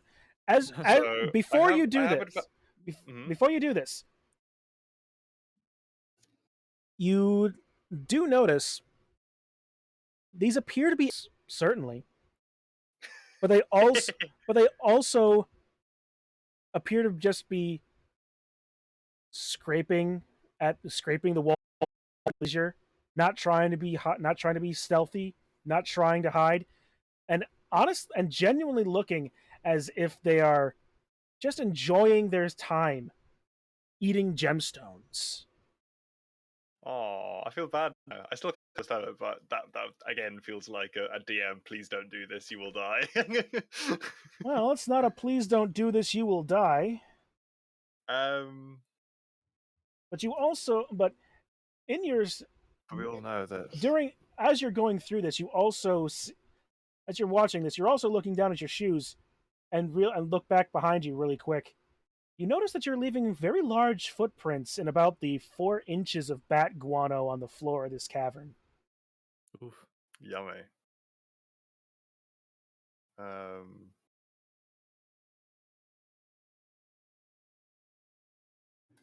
I think I've committed, and we all know that the best kind of stealth leaves no survivors. So, All right. Roll I it. have advantage. Roll an attack at advantage. At advantage because I'm stealthed. Yep. So you would get sneak that's a attack crit. on this. And I do get sneak attack, and because I'm assassin before the first round of combat, this always counts as a crit. That is true. So we're gonna have a wonderful joy about to appear. Okay. All right. So that is 12. Hang on, 1d4, and I roll a 1. So it's gonna be 2. So 7 points of damage. All right. 7 points of damage, doubled. And then that is doubled. Okay. Because I rolled a 1 on the damage. Okay. But then I rolled 4, and I got 46 sneak attack, which I think is also doubled.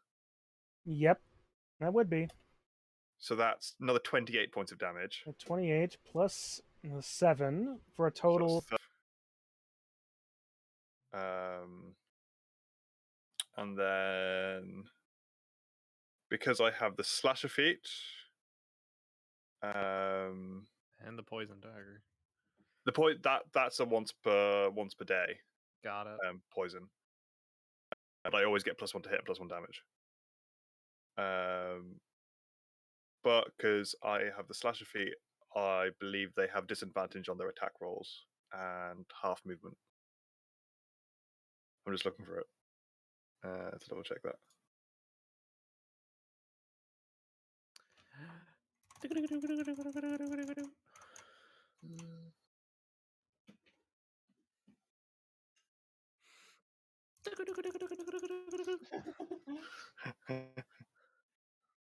All right. So is that everything? I believe so, yes. All right. You pull your dagger back. This creature is does not seem to be aware of you. You drive it right into the back of this creature, right underneath one of its arms. This creature then turns around, howling, a singular eye directly in what would otherwise be its chest. As you God, did you pump it, throw up? No, it doesn't throw up, but you do pump it through. You do pump into it about what did you say? 34 points of damage. 35. 35 points of damage into this creature. And he is just writhing in pain and surprise, shock, and absolute fury. Excellent. Which gains the attention of the creatures in this room who roll initiative. So again, boys. Sorry. Do you want me to roll it again? Yeah, go ahead and with roll my again. character selected? Yeah. Wait. Okay, it's worse anyway, so I get punished. That's fair. Damn it! I had a good roll. Yes, you did. I also did roll, but I got selected. That's fine. And thank Dave. Actually, both Nephith and Jasta have the same thing, so I'll just leave it at that. All right. So, Dude, you're up. Just like that, huh? Just like that. Well, he's unstealthed. I don't know how I rolled a 12. Now, remember, this is covered, as you noticed, footprints left by your drow friend, in a mixture of bat guano and mud. Everything is counted as difficult terrain, meaning that you will move at half speed. Ooh. That's gonna be even funnier for the one who's in engagement with me at the minute, because he's also got -10 movement from the slasher feat.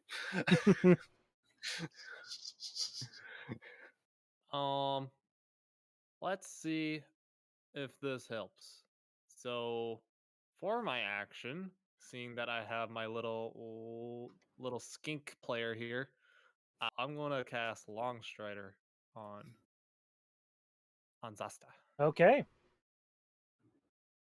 Zasta, you now have your speed increased for an hour.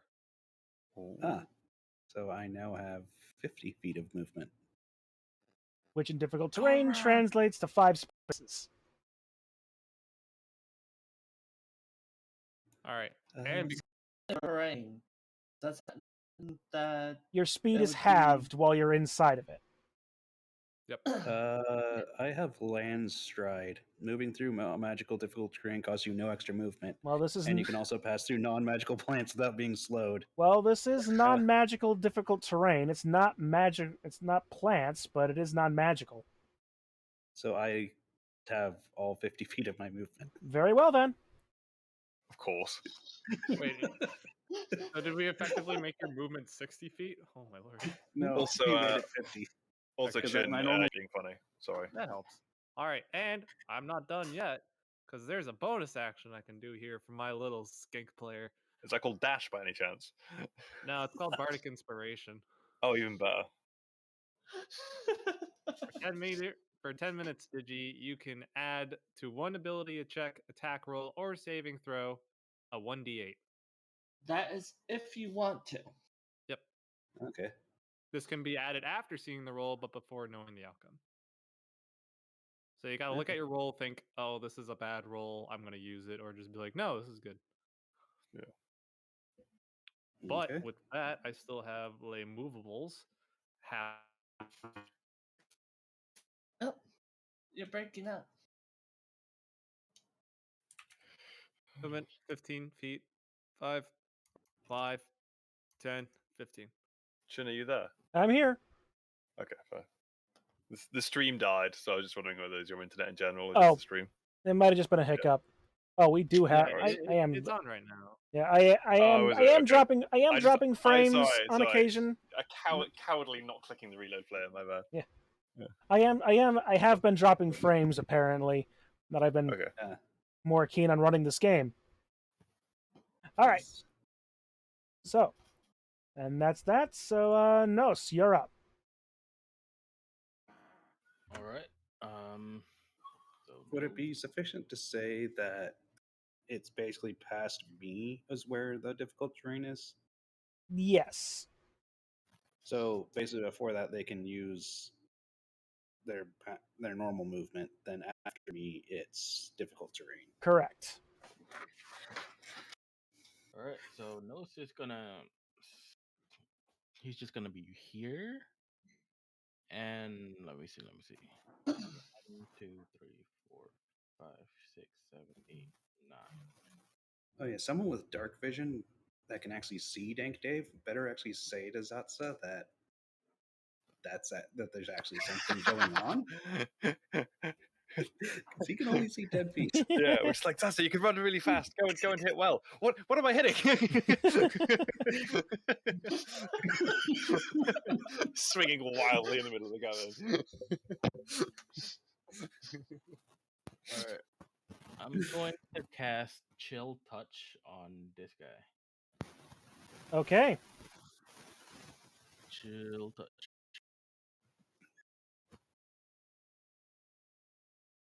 25 does hit. All right. All right. And So- here are the damage. Boom. 12 points of necrotic damage. And they can't regain hit points until the start of my next turn. All right. That's not an undead, right? That's just like a rock creature. It's just a rock creature. It's not undead. All right. I was wondering if we could add the whole talking is not an action feature. You usually talking or trying to open communication at least is a free open action. communicate. Yeah. Yes. Yes, trying to talk is perfectly doable. Yeah. Mhm. If I recall, because- also an item interaction is you can only have one free movement of that. Yep. Or one free action of that. Yes. Yes, because Zatsa has no idea what's going on at the other end of this cave. But you are going to find out now. All right. Yes. All right then. So is that the end of your turn, Nos? Yes. All right, Jatsa, you're up. Does he know what's going on at the other end of the cave? Well, you heard a mighty bellow of pain, even from further back in.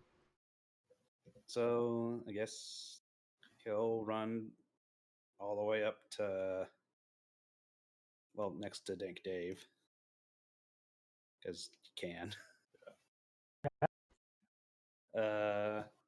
And he'll attack the thing that was next to him. Okay. You do now see this enormous pile of what looks to be like three-legged rock,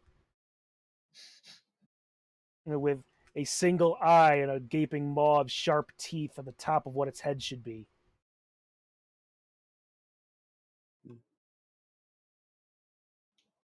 That does seem worse.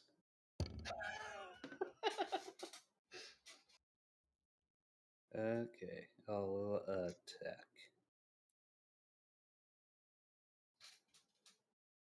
16 hit. 16 does not hit. Woo! Ooh, spicy boys. As you watch with your bite, what appears to be the tip of your blade just skid off of a particularly rough part of this creature's flesh. What appears to be flesh, anyway. Okay. Is that it?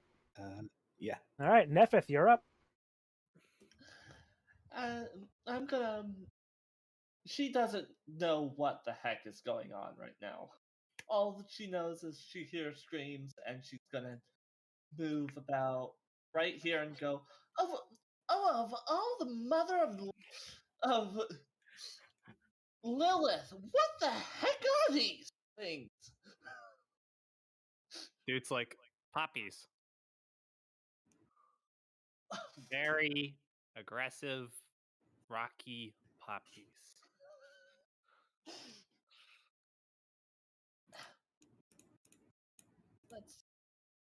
They're eating the gems. You think No Sleep would like that? I've tried before. I can't do it. It's not for me. Wow. I'm like seriously joking about that, but you're being serious. Dude is like impressed.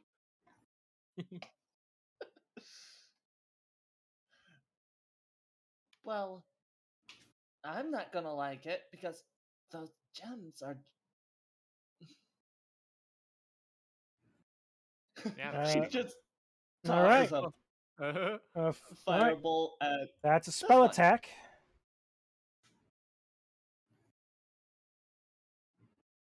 I don't know how much damage that would do. Well, you need to. Well, it's not actually. You've not actually rolled the attack yet.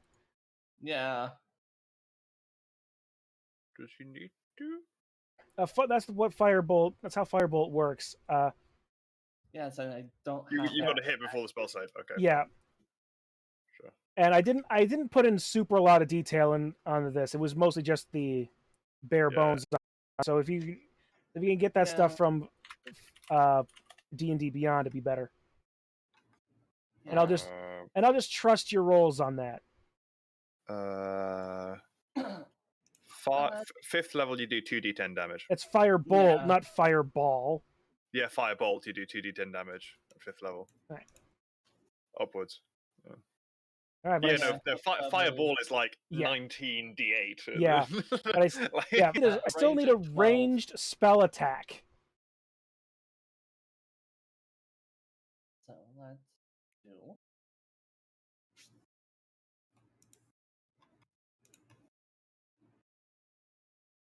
Okay. So I rolled 17 plus 8 on. To hit. 25 to hit. 25. Yeah. 25 to hit. Yep, 25 hits. So now you roll your damage. Okay. So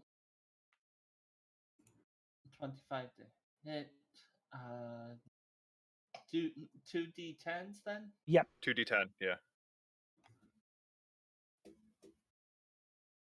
And I got 12. All right, and which one are you shooting at? The one in the middle. All right. Yep. Takes 12 points of fire damage. Sorry, don't have that set up on the actual roll 20. No worries. That's as sheet. much my fault as anything else. All right. Dank Dave, you're up. Let's go, boys. Okay, so we're going to open the turn by hitting the lad in front with my dagger of venom. Oh, so it's just normal because I'm not stealth or anything. Correct. Does a 22 hit? 22 does hit. Okay, and because there's someone also in engagement range, I will get sneak attack on this as well. Well, only if you got advantage on the attack roll. No. Oh wait, that's right. You have the rogue skill, so Yeah. yeah, you do get sneak attack. If I have advantage on sneak attack on 8 damage base, and then 21 sneak attack damage. God damn, that's 20 rogues, man. Rogues. That's 29 points of damage. Bringing it up to... See, this is me. I either crit and roll awfully, or I'll just roll well without a crit. So I do about the same damage either way. As you strike again, you manage to catch this creature directly in the eye as it sort of gurgles and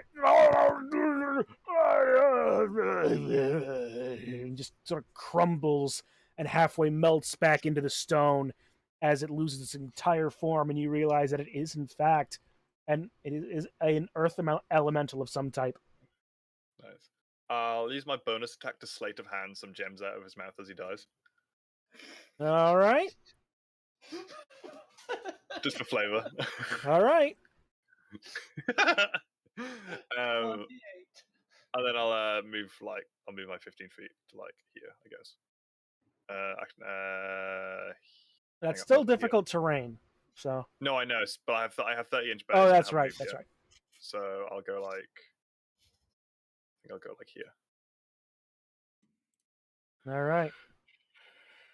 And these other two creatures, seeing their companion slain, are just one of them on fire. One of them on fire.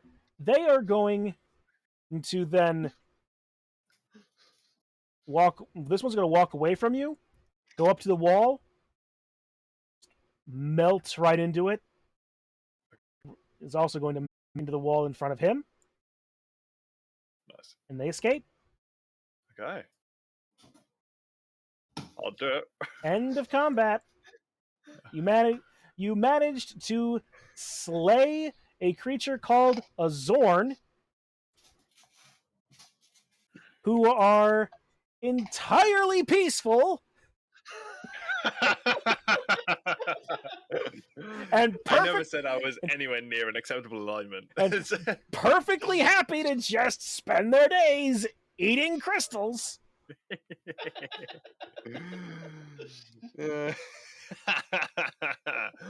Granted, as much as Satsa knew that that they were hostile because he had no idea they were there until he ran up and saw that.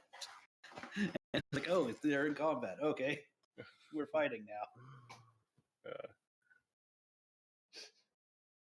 Kind of look back to the plan and go, so shall we continue?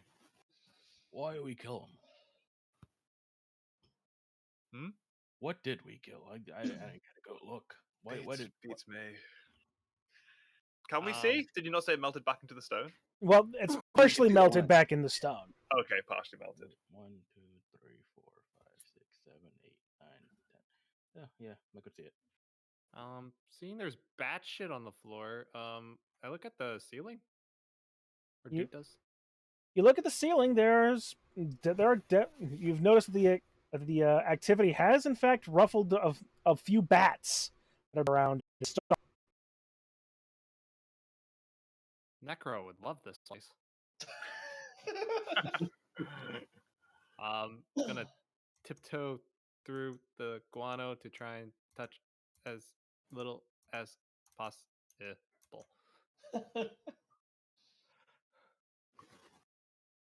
So yeah, I mean, best not to have witnesses, right? Dwarf, what can you make of this? Make a walk. That. It's dead. Yeah. Duh. But wait a minute.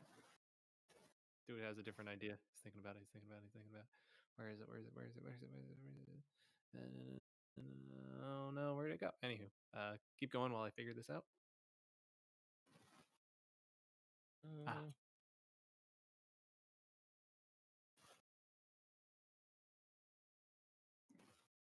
Yep. I mean, Nas is just kind of like kicking the dead Zorn. Like, I don't know what he wants me to do. I think we just leave it. It's just... Shrugging off the idea, he looks back at the dwarf. But you're dwarfs. You love doing stuff with rocks. I like ale. Of course you like ale. I wish you were simpler like the Stanfords. What are those? Never heard of them. Let's go. Are they hill dwarf? Ignores. They're Stanfords. So you said that these are arcane creatures, correct? Elemental creatures. Elemental creatures. I'm going to use I have identify. Ooh. And I'm going to use that on this creature. So But you begin to weave the spell and to try and figure out your. But just before it takes, that unravels, not finding a proper target. Identify is for using on items, not creatures. yeah, using on items, not creatures. But yeah, Well, technically now Is it it, is. I was going to say, is it not a dead body, not an item? Eh, Yeah, that's right. I'm just teasing. and so, Dave, as you continue down this path, you hear the sound of rushing water. Oh. As this, you find an underground river running to the west. Damn it! Very fast. I wish I got the other magic item I was really gonna get. It was gonna be the boat that folds out. The puddle of the boat. Yeah, I was looking at that as well. Oh boy, if you had gotten the folding boat, I would have been so foobarred. Because when it's closed, I could keep the ball in there. But you, This is a dead end. Guess we go back. Can we see into the water the base of the stream? you cannot see too terribly deep in the water, only enough to see that it is flowing very rapidly. Is there like a sign saying where it goes? There is no signs. Well, but back we go, lads. Guess. well, it was nice being down here. Might as well go back to the tavern. It's a lot better here. Whoa! There's a lot more to explore. This is the tip of the iceberg. Whatever an iceberg is, you know. It's I don't know what I would roll for this, or if you'll even let me roll at all. But I'd like to see if Duke can get an idea of where the stream might lead to. Certainly try. All right. What to roll, DM? Perception. Try insight to see if you figure out where this roll is going. Okay. Where this river is flowing. Probably know this roll is going nowhere, but we'll see. You presume the river is flowing downstream and downhill. Well, as rivers tend. All right, let's go back. They're not the way. So we go back. So how do you get rid of the advantage thing? At the top right of the little thing next to spells, in that menu, there's roles queries, and you want it to be toggle. Got it. So, like, how fast is the Russian water? Certainly enough that you don't feel safe swimming in it. Yeah, I'm strength 7, so definitely not. No, it's definitely a let the stream take you where it wants to go.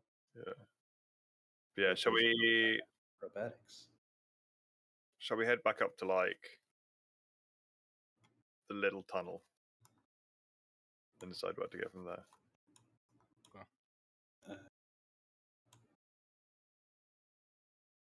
Yep. All right. As you make your way back through the previous tunnels, the bat guano and mud, and this other tunnel of giant mushrooms, you re-enter the place where you found those slugs, and being more aware of their presence. You now look at the ceiling, and you see more of those creatures. Now having an idea of what you want to be looking for.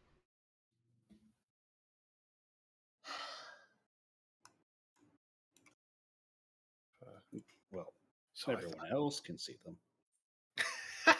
That's careful.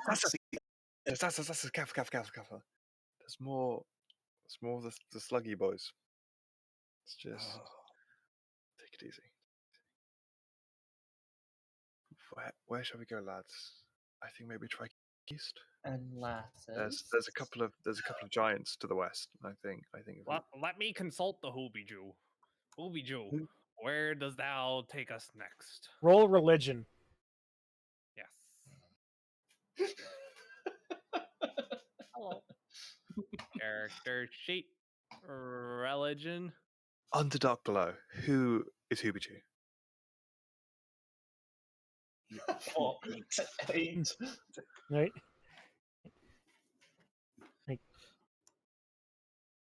The words of the Hoobie Jew come back to you as you utter this quick prayer. Here. Watch for invisible plot walls. All right, I don't have a direction, but there is some invisible walls that have plot. Are they Plot of land, or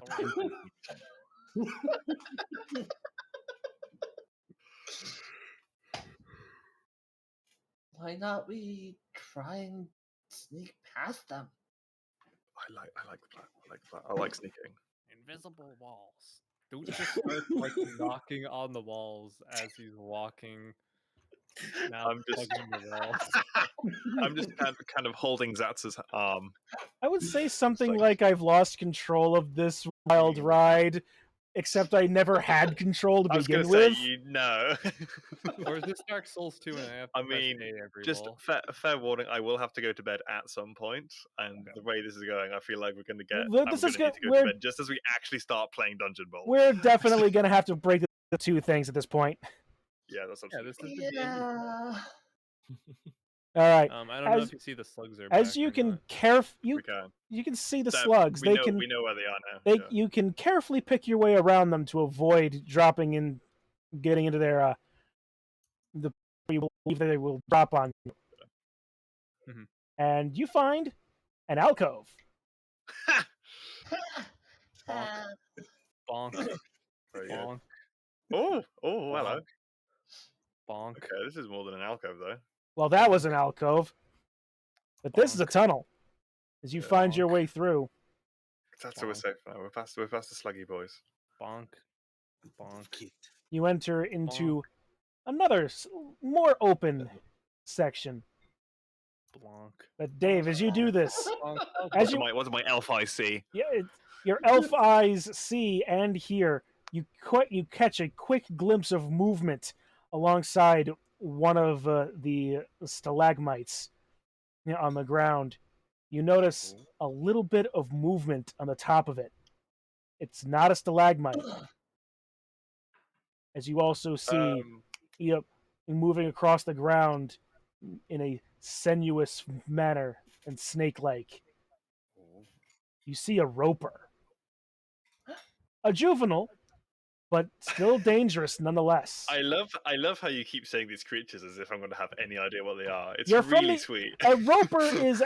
You actually would know what a roper is, being from the Underdark. They're actually fairly common predators. Gotcha. Bonk.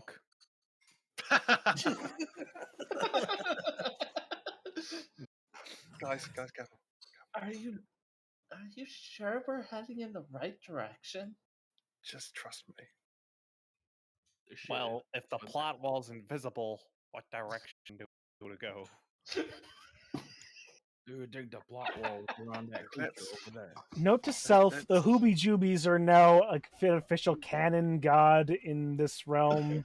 Excellent. And I thought just Nuffle was the new deity on the block. Well, I guess to put some perspective on it, it is just like a like a conjoined consciousness. Mm. It's that, but for spirits. Fair enough. All right. You can see the cavern extends both to the north, south, and into a smaller tunnel to the east. Sorry? You can go north, south, or east from here. You can tell the young roper, not fully grown, doesn't have the full reach that it would normally, but that would still require going through it to go down south. Did you say it was on the top of a stalagmite? It is the stalagmite. It is the Oh, I see. Okay, so you could hit it from the bottom. I guess I should hug the other wall if we're not gonna. Okay, bonk. I think it's just. That wall wasn't doing any good. Just the plot. The plot is not. It's not speaking to you today. Do you see any others before I continue? There's some more walls over on the other side. I think if we keep going in the same direction we're going. Bonk, bonk, bonk. All right. And now we have a dude leading the way. Okay, dude, you come up here. You see more of the thing, but you also, before you notice, you also see another juvenile roper. Bonk, bonk, bonk, bonk.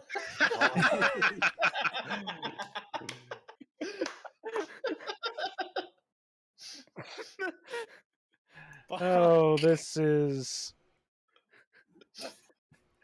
Oh, get me off Mr. Dute's wild ride.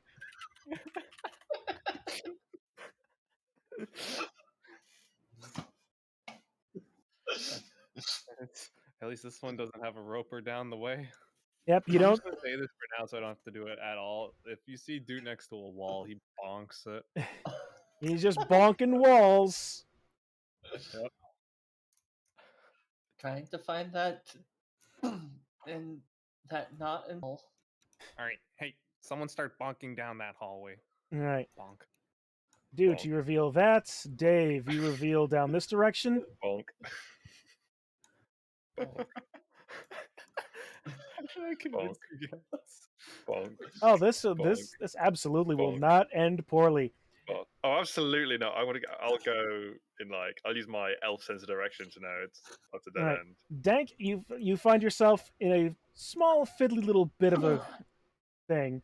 Dude, you find a crossroads up in here. You can go north and south and more east. Yeah, I think seeing this dead end here, I'd probably run back. Dave, you might be up and actually down see there. another tunnel down here that connects. There's more river. It's next to the river.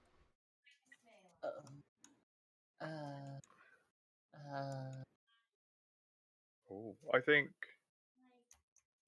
Or are we gonna have I'll to go back and report. Okay. I am very much appreciating the pet skink that I picked up on the way. So.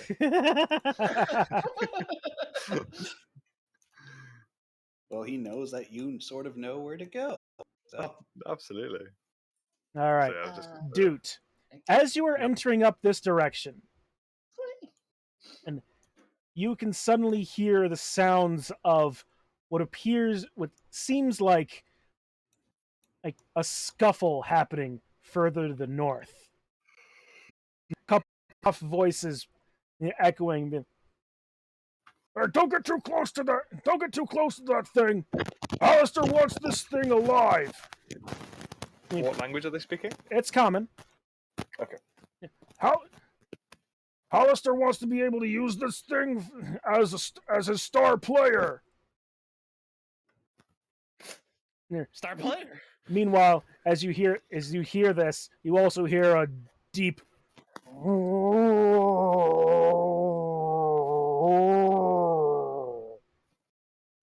Is that the 6 strength Minotaur I hear?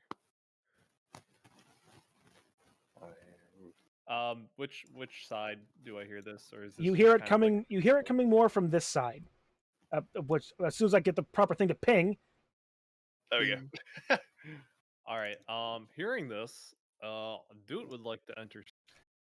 Oh, this is gonna be good. Okay, roll stealth. Skeleton stealthing. Fun.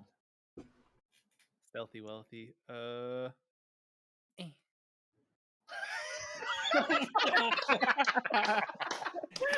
Dude, your idea of stealth, sounds more like the opening bars to Spooky Scary Skeletons. You realize this as you bring out your horn and start playing.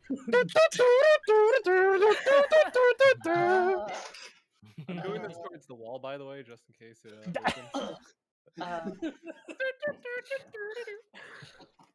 As Oh, easy. you then I'll stealth as well. as you if that's all right. reveal what appears to be 3 human thugs trying to wrangle a large, mutated minotaur. So all of a sudden, Dude just kind of shows up here and is just now dancing with the trumpet. Can I stealth before I move up as well? Is that Go ahead.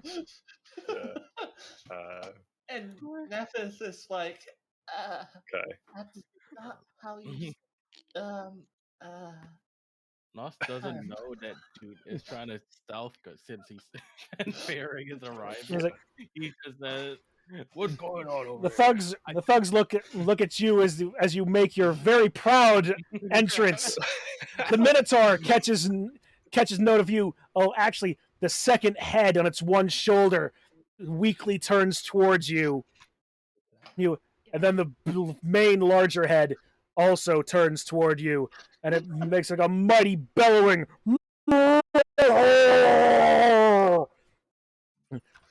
The thugs are being like, "This is not worth it. We'll leave it to them," as they just dash away to the other side. Dude would like to dash with them. Oh, Chasing them down with the trumpet. it's very much that meme. It is. There could be about 7 of them. Which one? Yeah, so you're gonna be over here, but now we're gonna roll initiative, everybody. This is gonna be good. Oh wait, I just read. Do I get? Hang on. Sorry, let me just. Do I not get an? Why is turn order not? Oh, Okay. Sorry, Why did it not roll advantage with that? all right. So now I actually need to open one up sec. something on my side. It's Oh yeah, I finally rolled a half decent initiative. Very good. All right. I would say that Why is it? Nephis is more of confused over Dude than paying much attention. Yeah. Come on. I think we all Okay, are. there we go. Okay, so now I click Even that. the player for Dude is confused. Oh, cool. All right.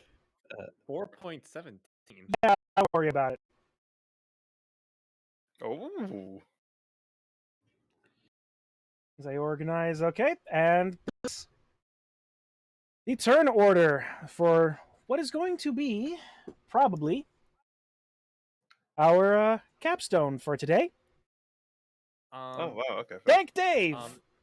You're up. If I may, too, DM, since it's possible I have a spell that could help something here. Okay. We also include the humans in initiative. All right. Just they technically haven't all the way run away yet. Technically not. Yeah. All right. 1 second. 0. Nice. Right. 7. Okay. Right. So I'm going to use my bonus action to dash, which gets me enough to get to the humans. Okay. I'll then stand here. I'm going to stab this one with the dagger of venom. Okay. All right. They're all right. They're running away, and I imagine that there is something more pressing for you to be attacking. But sure. No.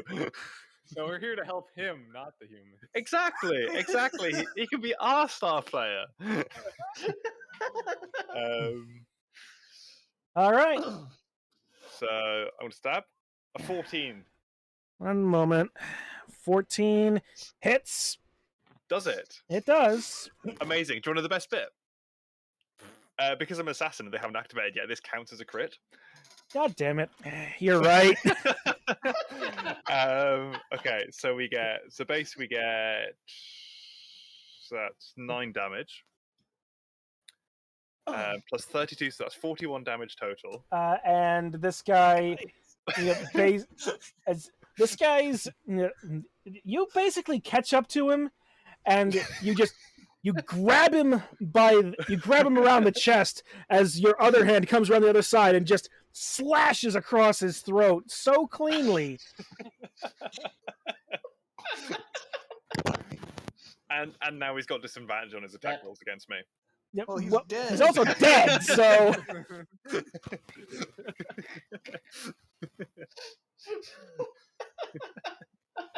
I love rogues, they're so silly. they really are. Speaking of silly,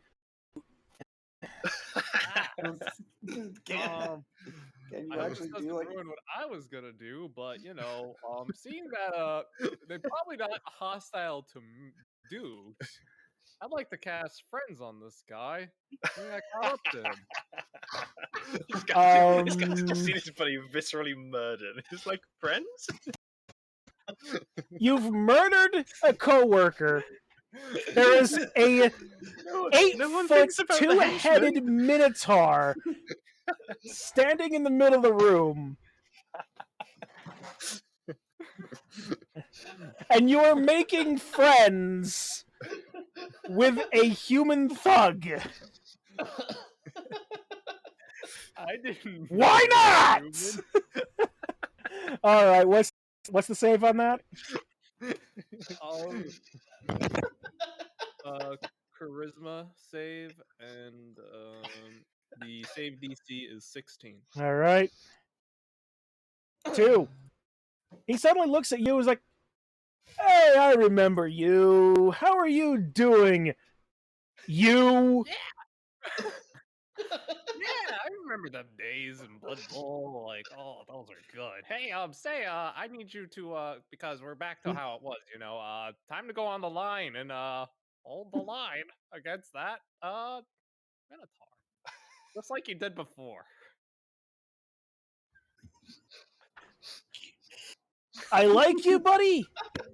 I'm not going up against that. That's suicide. Okay, fair, but we need someone then to get to the end zone.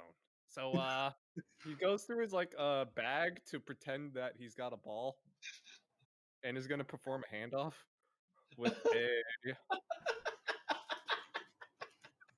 I gotta find my inventory. Well, you've already used your action to cast friends. Can you please can you have the bonus? Sure. Let's see what you're gonna do. You know how in Blood Bowl, the action is yes to hand off, but only the guy catching the ball makes the roll. All right, fine. What are you doing? What are you trying to do? I just kind of hand him a bedroll, like, well, that's too big. I have extra clothes, so I'm just gonna like get a stuffed like kind of leather, because pigskin, haha. Yeah. And just kind of form it into a ball since it's already kind of wrapped around in string, and hand it off to this guy.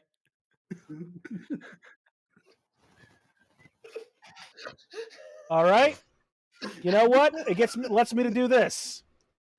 Lets me to do this. If this is going to be considered a normal handoff. Okay. Okay. So, yep. All right. With that, he immediately catches on what you're doing. He goes to grab it and drops it. 1 second. I have Turnover. It's immediately the Minotaur's turn. 1 second. Don't even joke. There's the ball. Nice. He dropped it over here. I hope we're using a scatter template for that.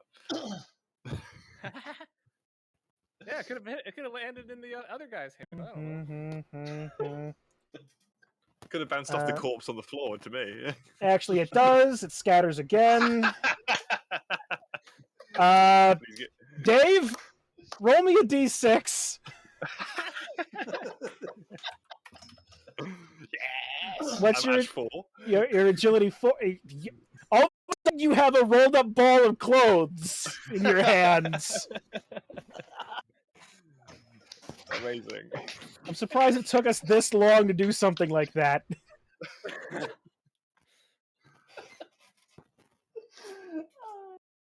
But that's the end of Dude's turn. Nos. I just finished the movement. Yeah, go ahead. Finish the movement. Okay. I'll just go here. Nos? No, you meant to do an engagement so that I can stab him next turn. I'll have advantage because he's friendly. Oh. This is insanity. I love it. Oh no.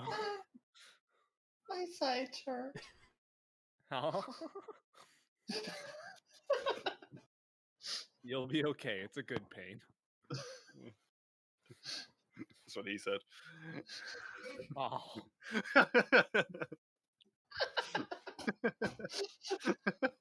What the fuck even is this? Nos, take your turn, please. Oh man.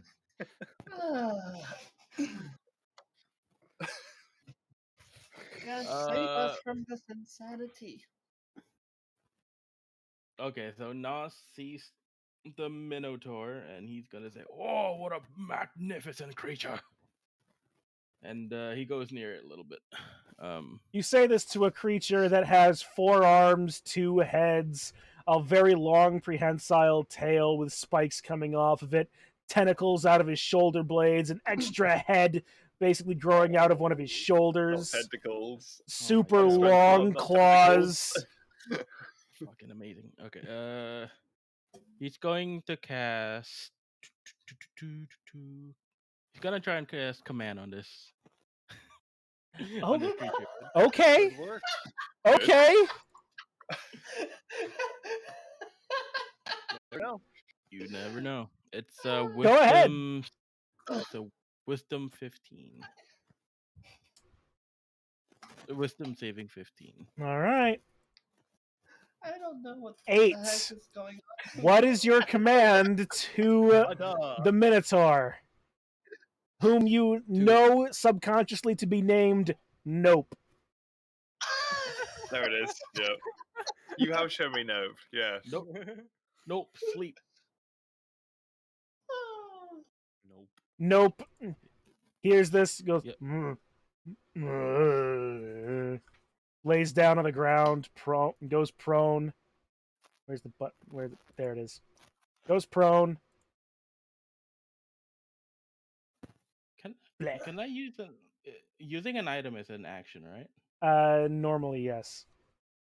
Okay, never mind. Okay, well, What are you gonna hopefully it doesn't wake up. Well, he's not sleeping yet. He's going to sleep. Oh, okay, well, nobody touch this magnificent creature. He's all mine. Oh no. Well, But you that can was- kill those humans over there. Who cares? And yep, that's it. That's end my turn. All right, I'm not gonna kill my new player. Jetsa. Oh yeah. Uh, Okay. Good. Zatsa does not know what you're actually talking about because he can't see it. That mother, we have a minotaur right in the room, and it's put to sleep. Well, it's somewhat prone on the floor, but Well, you know. he is on the floor. He's sort of like he's curled up. He's got one hand nestled underneath the main head. The smaller head and the shoulder is actually kind of starting to suck the other thumb. It looks actually quite peaceful. It's not asleep yet, but it's looking like it. But it's definitely in the process of going to bed.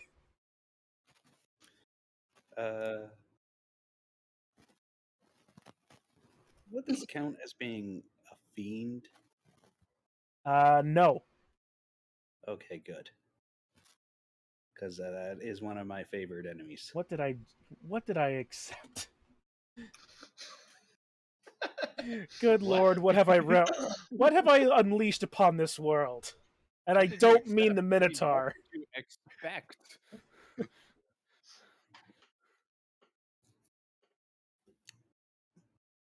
All right.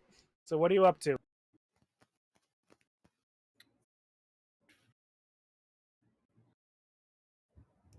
Well, considering the fact he can't see the humans either. The only thing he knows is that there's a Minotaur. And having watched Blood Bowl knows that Minotaurs are normally on the opposite team of the Lizardmen. So he's gonna, let me see. Nice. Movement. Oh no. He's gonna, You're not asleep. yes, but he doesn't know if there's anything further on that he was talking about. And all he knows from the is that there's a Minotaur up there, and clearly that's the thing that is against the Lizardmen teams normally.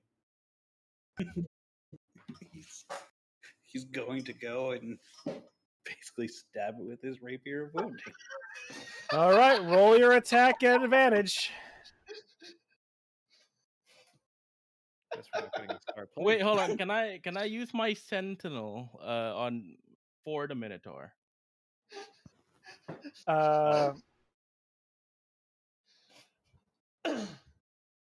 Your Sentinel for the Minotaur. When a creature within 5 feet of you makes an attack against a target other than you, you can use your reaction to make a melee weapon attack against the attacking creature. Only if you were within range. Yeah. Shit. And so far, Nope hasn't taken any actions other than going to sleep. Have a wee nappy nap. Don't hurt Also- this creature. Is it with boss monsters? Before I rolled, but I also have Slayer's Prey, which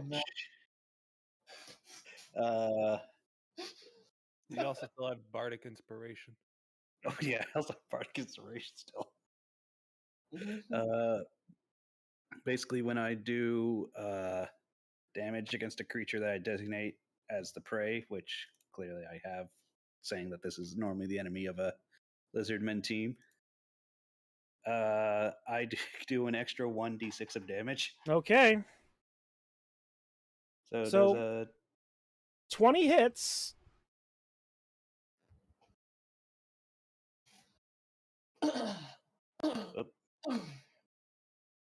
so 13. Plus 4 for the four. necrotic, plus the 1d6. And for your prey, How do you just roll D? on the left side, there's a symbol for it. There's a dice symbol. You can choose dice to roll from there.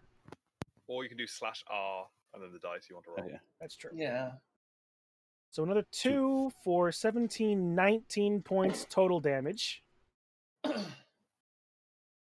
As your rapier enters into the soft underbelly of the Minotaur.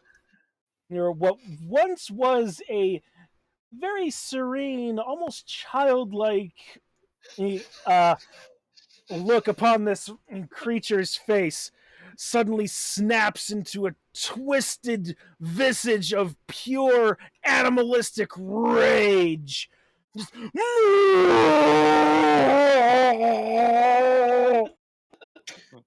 as the command spell loses its effect. Good. But the Minotaur is still prone on the ground. Oh, is it? Okay. Yep.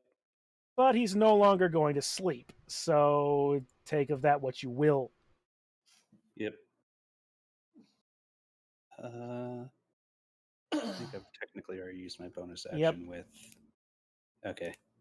Meanwhile, your friend, whom I'm going to call Hank, is like, he's gonna be like, "Hey, man, guy, friend, man, guy. Yeah. I don't think you'll be one to do that. That you might want to call off your friends before this creature gets too much more angry. Like this guy was bred specifically for this what was it, Blood Bowl team of Hallister Blackcloak. You do not want to be messing with that guy, friend." Well, remember how when we play against these big guys, we have to get them all. We got to get a lot of people on them. This will increase everyone's strength around this guy. So it only makes sense. So we can get better chances with Knuckle to get these hits. I hate that you're right.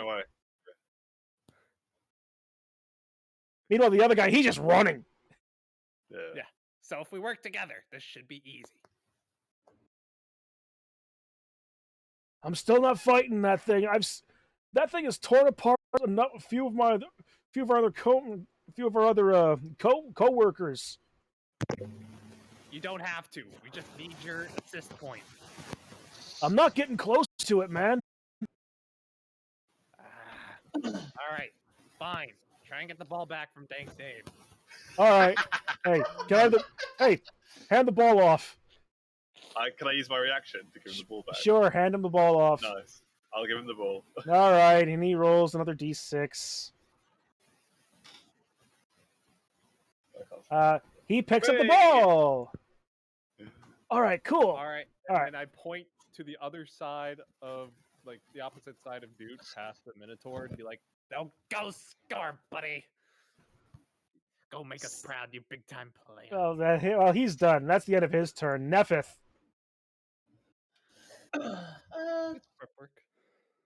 Going to slightly go up here, and I'm pretty sure she can see the friendly guy, right? Yeah, she can see a thug. You can see a thug holding a bundle of laundry cradled in one arm. He's got a very good form, you notice. He knows what he's doing.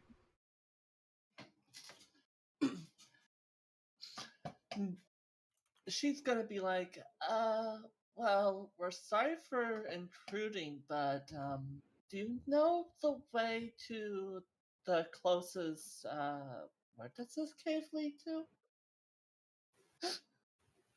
I don't... You're asking directions with an angry Minotaur in the room?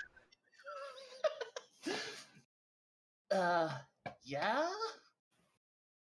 Your turn's over.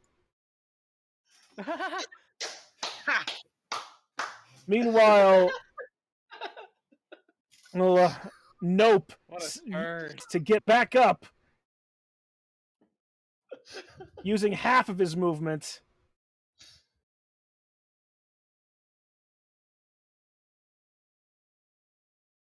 And in doing so, he's going to reach out and make a big sweeping claw attack against Shatsa. Zatsa. 13 versus AC. My AC is 20. All I right. hate that. I hate it so much. He takes another shot against you. The fuck? Okay. What happened? We love the DM. The DM just getting ruined by dice. Brilliant. The modifier? No, it rolled a 2 both times. It did. Yeah. Shit, dude. Amazing. Wow, that's It's a plus 11 modifier. That's terrifying. Right. Yeah.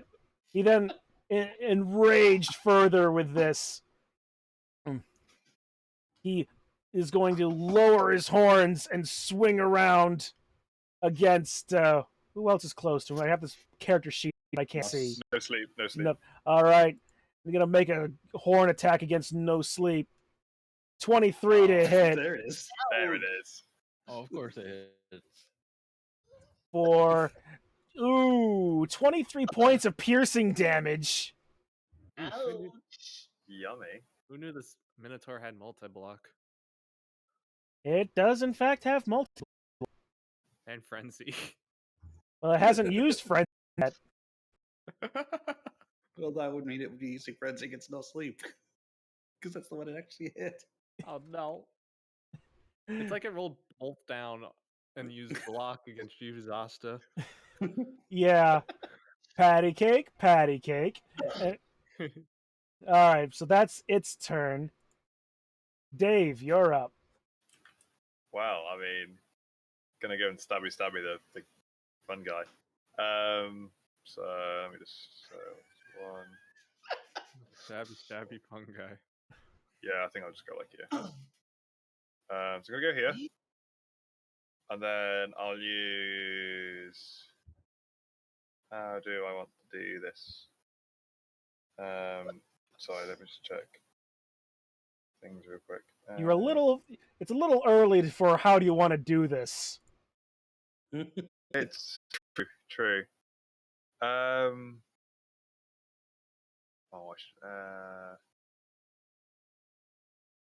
It's fine. I'll leave that. I'll just stabby with the dagger of venom. I was thinking of coating the blade, but I might do that in a bit. I'm feeling adventurous. Does a 20 hit? A 20 does hit. Okay. So that's going to be 7. All right. Plus 22 damage. Oh, I forgot about sneak attack again. So 29 points of damage. And I will disengage with my bonus action. Okay. That doesn't trigger tentacles? Hang on a second. This guy's sheet is so large. Actually, it does. As you try to move away from it, one of the tentacles reaches back and quickly wraps around your ankle momentarily, just enough to keep you in place. Okay, is that how we're playing it? That's what Tentacles does. Yep. In Blood Bowl. So. No, I know, but there's normally a roll to try and avoid that. There is. There it is. Yeah, it would be a strength roll. Yeah. I mean, what? Well, a strength 1 against strength 6, so I think after all, like an 11. Roll a d6. Let's see if you can break. I think it's roll. I think it's a 6 is a critical success for everything. It's 2d6 and compare strength. Okay, yeah, 2d6 plus. Okay. Yeah. Sorry, I totally wasn't just reading about the Beast of Nurgle because reasons. Yeah. Yeah. No, I'm very much nope. Yeah. Nope. You're stuck. You're stuck next to him. Great. Wait, I've learned that. Dude. My character has learned that. Dude, so dude, yeah. Seeing that it's just one enemy, and this is a 60-foot spell. First, free action talk. Got the ball. It's gonna tell the guy, all right, I see a path. Go around and go through our friends so they can not see you. And I point towards the bottom kind of loop to the other Okay. side. Okay. Just to guide him for when it's his turn. But for my action, I'm going to cast Dissonant Whispers Okay. onto Nope. Saving throw DC 16. Because we know that Nope has got such tremendous wisdom saves. But does he have it? He does not. So what do you make Nope believe? So, want me to do the damage first? Sure. Okay, so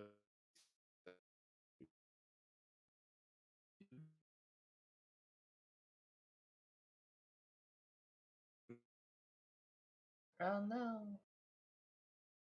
All right, so he does 10 points of psychic damage. and I make him believe his mother is very, very disappointed in him for being told what to do by someone else other than his mother. You get a glimpse into the mind of this, beast. You see a very small minotaur calf just coming into his claws. You see this enormous female minotaur with 3 heads, a dozen tentacles out of the back, just scolding the hell out of this little calf for not being a big enough brute. How dare the other Minotaur kids at Minotaur grade school pick on him? You should stand up for yourself, little Nope. Why do you exist? I named you Nope for a reason.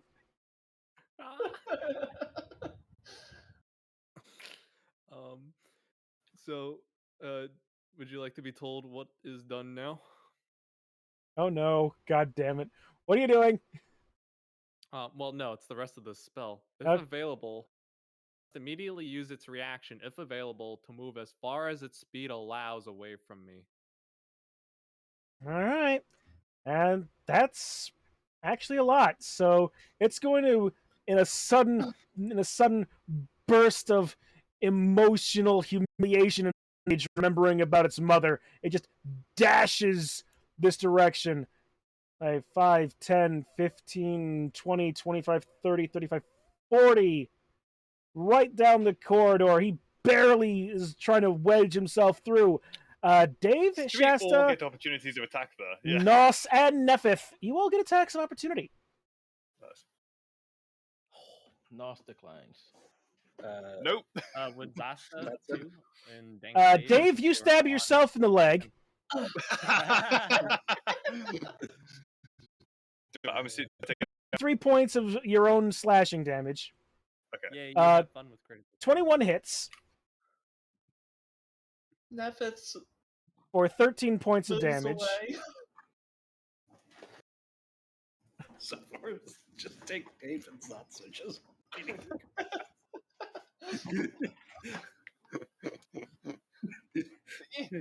and No Sleep is the only one that's actually taken damage. He's still destroyed.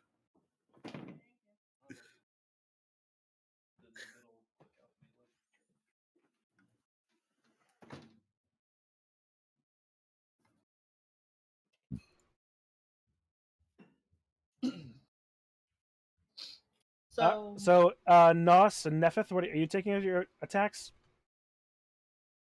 You also get attacks of opportunity.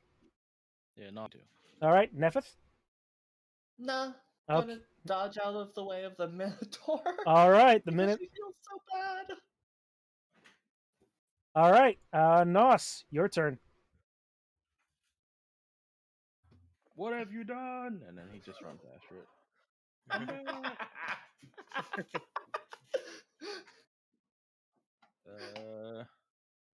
And Nos will.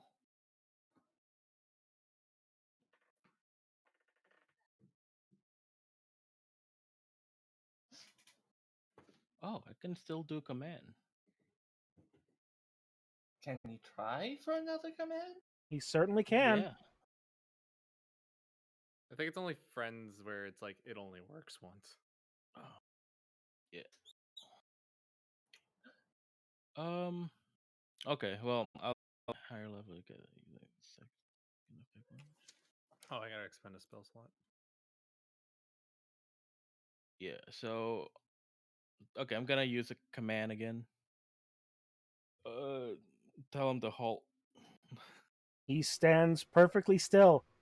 You see big, disgusting tears and snot coming out of his face. Like he's just he's just emotionally wrecked from the memory. I'll cast. There's a bonus action that I want to do. I'm going to cast. You're gonna cast another leveled spell as a bonus action. You can't. You already cast one this turn. Damn it! It's the bonus action. Damn it. Okay, never mind. Okay. Well, I'll pet him then. Bonus action, pet him. It's okay. It's all right. They're really mean. Roll me a straight charisma check. Not animal handling? Not animal handling, straight charisma. Charisma. All right. An 11. The Minotaur, still ugly, crying, and standing exactly where you told him to, you just pulls away. He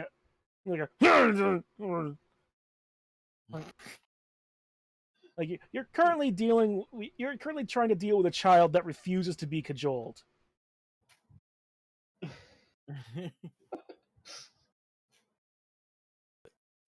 And my turn. Jetsa. Well, considering that it's still basically it's still this part of the Slayer's prey. Satsu's gonna go in and hit it again. Okay, now I can use my sentinel.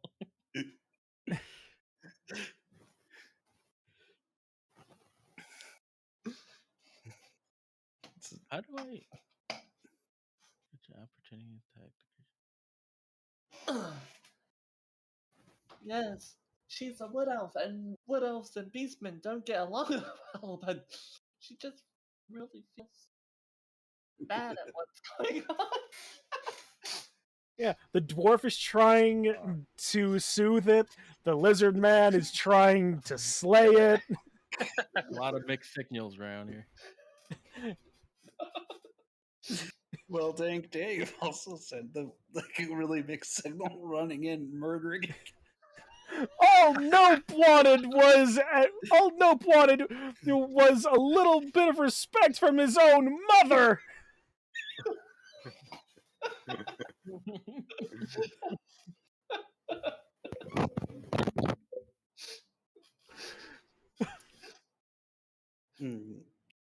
I guess roll for hitting. I'm going to rule it. You tot. No, you see this coming, and you just backhand the attack. Okay, so let's see. Backhand the right rapier out. I can, as a bonus action for short rest, make a bite attack. Okay.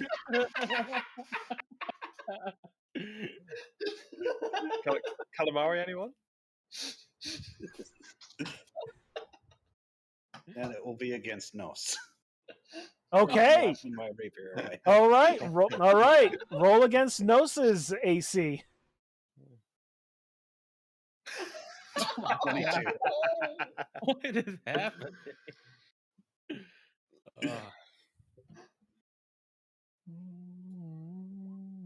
You take 4 damage, and I gain 3 temporary health. See, it helped. Just as planned. Yep. All right. The thug, listening to Doot, but noticing that the direction he was told to go is now blocked by a bunch of people, is going to go this way, carrying the ball.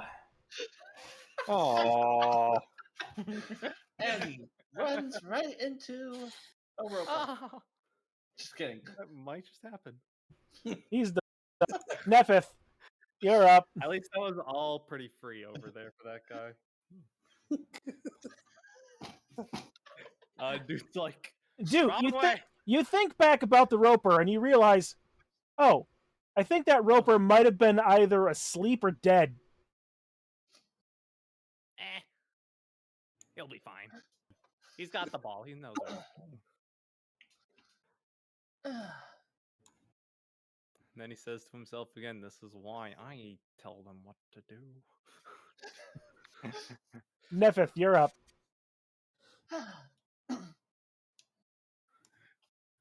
Zaza, come. The lizard. She bites her tongue on when she. Oh no! The Minotaur is not going to fight back. Not. It's being a little friendly. And I'm going to roll. Oh.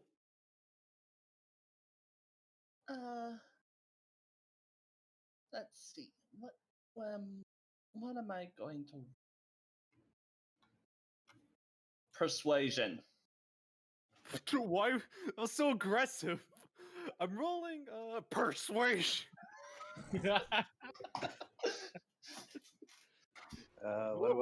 Who are you persuading of what? So he's trying to persuade Zatsa not to keep fighting. So I guess that those normally are contested rolls against the players. Yeah. So my charisma against her charisma? Yeah. Just a charisma roll or the persuasion? Charisma roll. You're not listening. Yep. Zatsa has the bloodlust.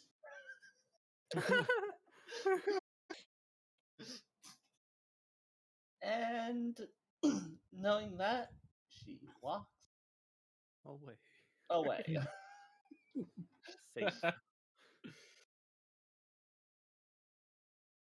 The Minotaur, dealing with conflicting signals. Incredibly mixed. Wow. All right.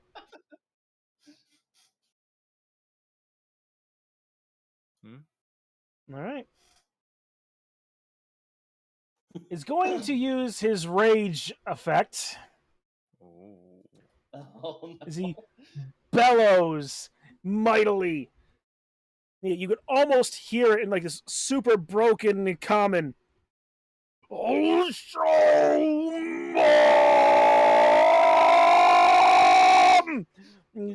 he just throws into an absolute rage as he throws a number. He starts clawing into Shasta.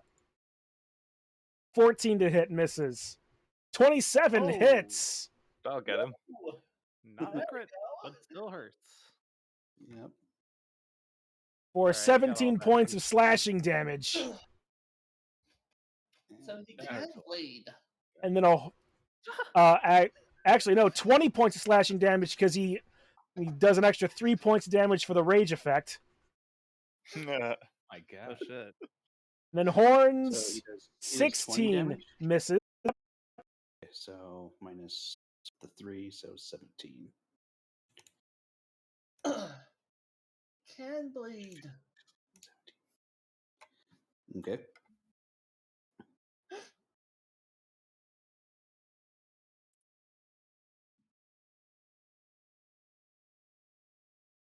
probably want to do that in your roll 20 character sheet. Got it. Yeah. And I did do it in the character sheet. Okay. I'm also doing it on the tokens as well. Yeah. So, Yeah. Dave. Oh wait, you can actually do it by clicking that green circle and then typing in... Yeah. Whoa, Chun-Li, this is season 12 Pro Bowl Div F versus Div E. Oh, What's going on here? It's the post-match commentary. Okay, cool. Now that we're about 3.5 hours in, you now tell me this. It is Blood Bowl 2. Technically. Yeah. Why do you change that? Just out of curiosity, if I attack the person who's running away with the ball, would I have advantage? Out of curiosity. What? Can you? Because I can dash with the boat. Because I can action to dash. Jim. What? Just hypothetically.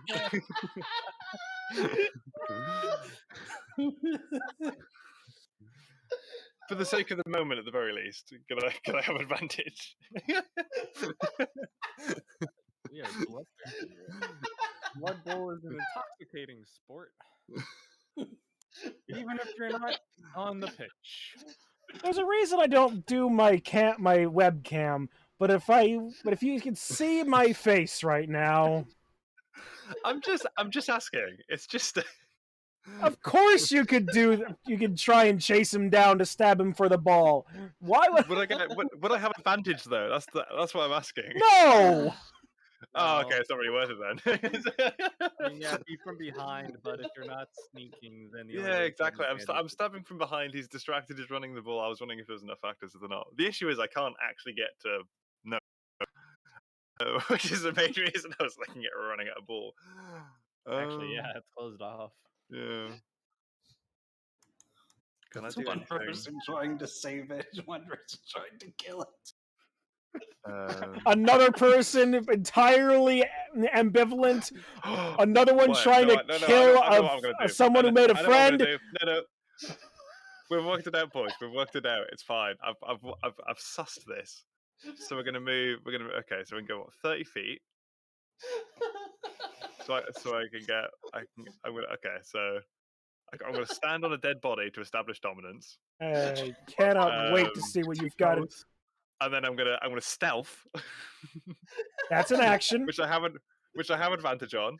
It's which is gonna be my bonus action. Bonus action because I'm a rogue. I don't. Does stealth count as a bonus action? It does. Yes. You can sleight of hand, dash, or stealth as a bonus action. But what about from level 2? Yeah, I was saying, but can you do both? No. No, one would have. Dashing. I'm not dashing. I've just walked normally. All right, fine. And then I'm going to throw a dagger at the ball carrier. Because I'm stealth, I have advantage. Roll your attack at advantage. He is not aware of you. God damn it! It's Chris.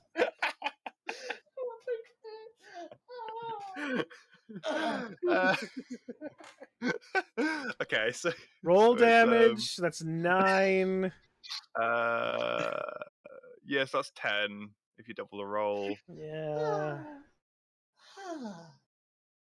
Oh no, hang on. Would that be 14 then with the crit? 1d4 4.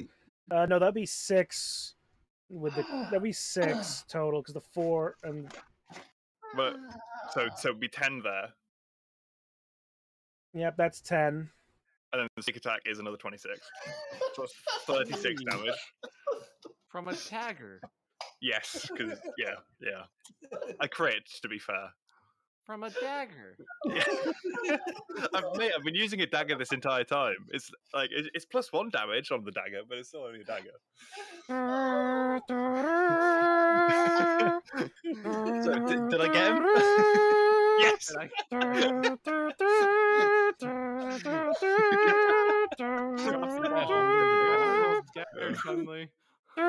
I'm sorry, I forgot to say. As I was walking to go through the dagger, I kind of peer into the tunnel and go, well, That seems to be being dealt with. I'll go in.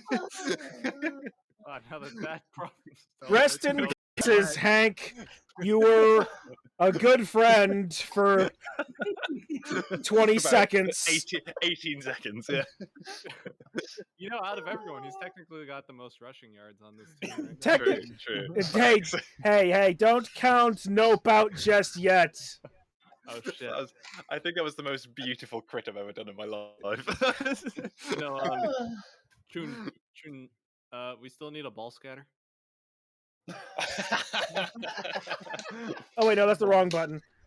All right, so okay, yeah, so we're over here. So this is what we're seeing now. I need to zoom in on this. This is Blood Bowl can be if it's not without the ball. Oh, funny thing, you actually killed the ball. Hank's alive! You killed the ball. Hank's alive. The dagger and I just deflated. Wasn't a bunch of rags and stuff that supposedly just got a dagger thrown into it? That's even better. 1 second. That's no,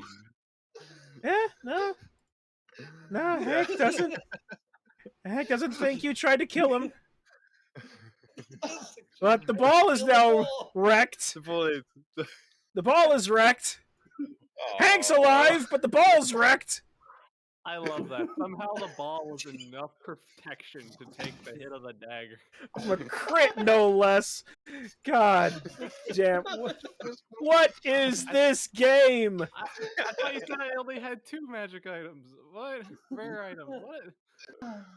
Oh yeah, I've got 2 magic items, but I just get 2 daggers for being a rogue. Oh yeah, you have extra attack? You want to go ahead and, you know... No, I don't, because I have bonus attack. Okay. Would be, yeah.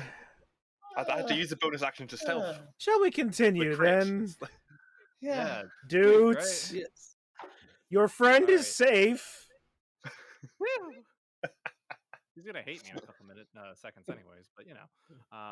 So, dude's turn. This might look lewd, but he's gonna go down on the ground near Dave's ass and start eating the corpse.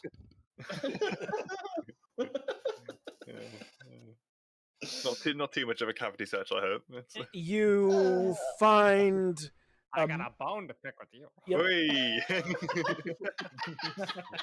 You loot the corpse. You find a mace, a heavy crossbow, some bolts, a set of leather with a varied... the leather armor doesn't have any damage to it, considering he died. This thing died from a very clean knife wound across the neck. Now, who would do such a thing like that? I have no idea. Who possibly? Nos, what are you up to? Are you going to also try to persuade Zatsa to stop murdering someone? I guess just for DM clarity too, I'm only going to take the crossbow and bolts. All right, sure. Cool. Okay, I'll try and persuade Satsa to stop attacking the... Satsa, can you stop? He's my friend now. And I'll roll persuasion.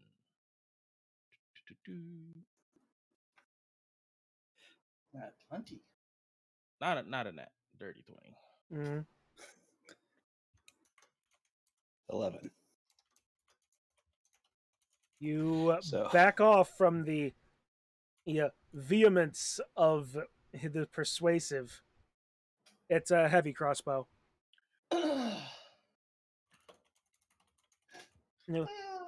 But as you do this, you also see beneath the ugly crying of Nope a little bit of a glimmer. Friend. And you find 13 bolts. Thank you. Okay, I- right there. I- That not sleep made him have be a friend, and I- then suddenly. I did. I imagined this going a couple of places. I did not imagine it would end up turning into something akin to a therapy session for a Minotaur. I made Nope as a joke, stuck him in here as an inside reference, but I had no idea he would become suddenly a sympathetic character. A Minotaur with mommy issues, yeah. Note to self, Nope is my next character.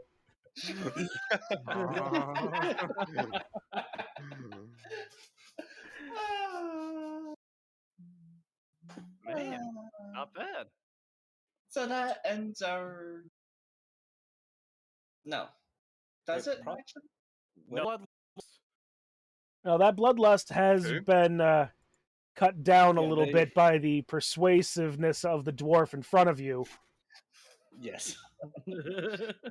And the still imposing presence of the Minotaur next to you both.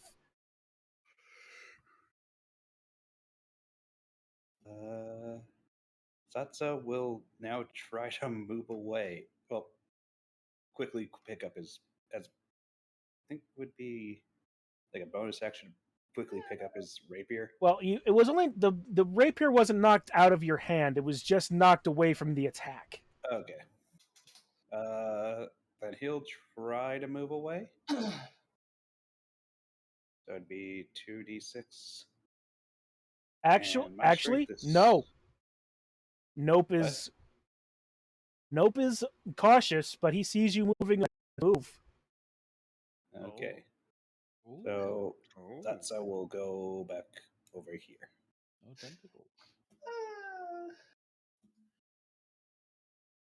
You're lucky the prehensile tail didn't catch you. Well, he'd let. It would be like saying no to prehensile tail and no to tentacles. Oh yeah, you would have the manual option for that, wouldn't you? Yeah. Huh.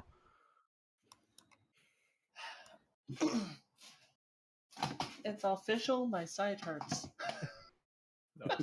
This game has gone places. Yep, and I will end. All right. Hank. You dropped the ball. Hank is going to look over here in a moment, like pick up what's left of the ball, and be like, You bet. I can still and be like, I'm not sure what's going on anymore, but the ball broke.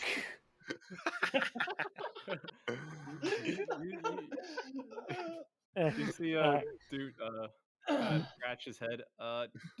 Dave. Yeah, what? He kind of like moves his head tilted to the right, up and down, to like towards him while looking at you. That's all he'll do. All right.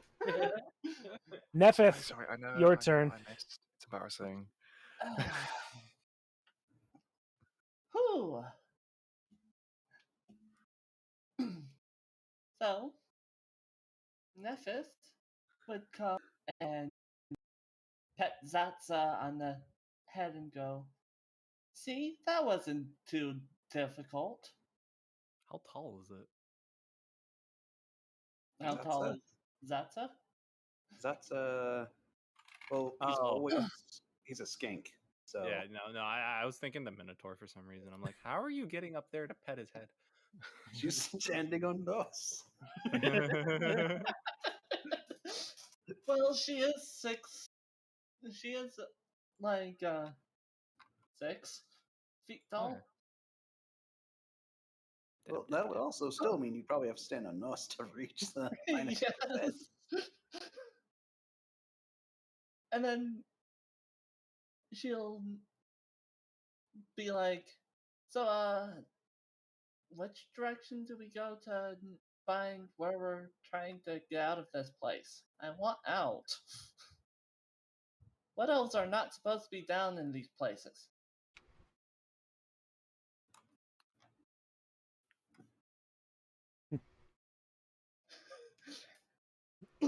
All right, that's gonna. And All right, yep. it's going to go to Nope. Nope is going to sit down in front of Nos. Like, small friend. He's too cute.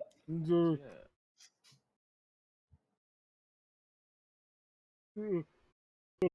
And as you watch this, he makes a massive, massive yawn, both heads,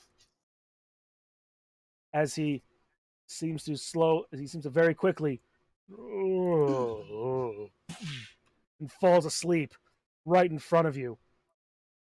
No, you also suddenly feel very drowsy. Roll a Constitution save. Yawns, man. Ooh. Damn. Yawns. And we just got out of Nos. You fight back with everything in your dwarven form, but just so sleepy. Damn. That's a fail? You watch Jatsa, Nephith, you watch this as you also feel this wave of extreme drowsiness come over you. Both of you make Constitution saves. I see what he's doing. Okay, so Constitution.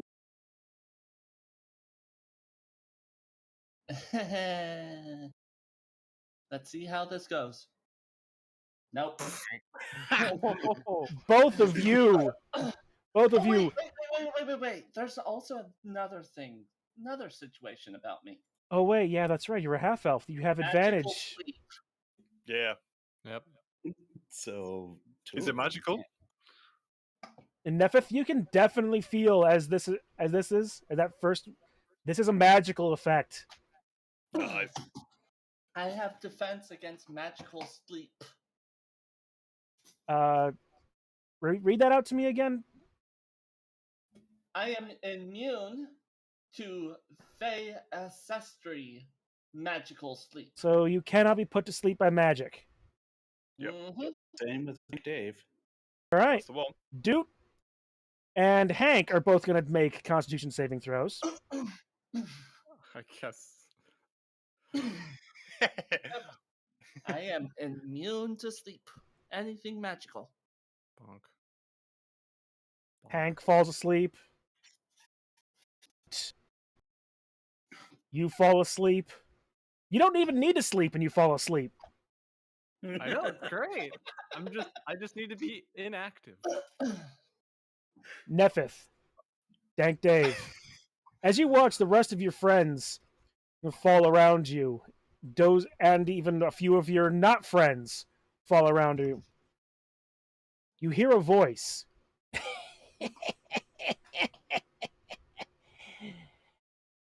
Impressive. Yes. Let's consider your application to Hallister's Black Cloaks accepted. Nephith, Dank Dave, as soon as I find what spell I'm looking for, crap. There it is. Who are you? Show yourself. Don't tell me to kill Hank. Me? Sorry, Him? me. I would never. Because the guy just walked up to you and fell asleep. After you. See, I was going to, but Ned. No. All right. Both of you suddenly feel a jolt of energy, like psychic electricity, just burst in your frontal lobe. Yeah, as both of you fall to the ground, stunned. You are conscious enough, just long enough, to see 3 figures. Not Two of them, dark elves like yourself, Dank Dave. Oh. The other one, an ancient, white bearded man in a gold-trimmed black cloak. Gandalf! Not.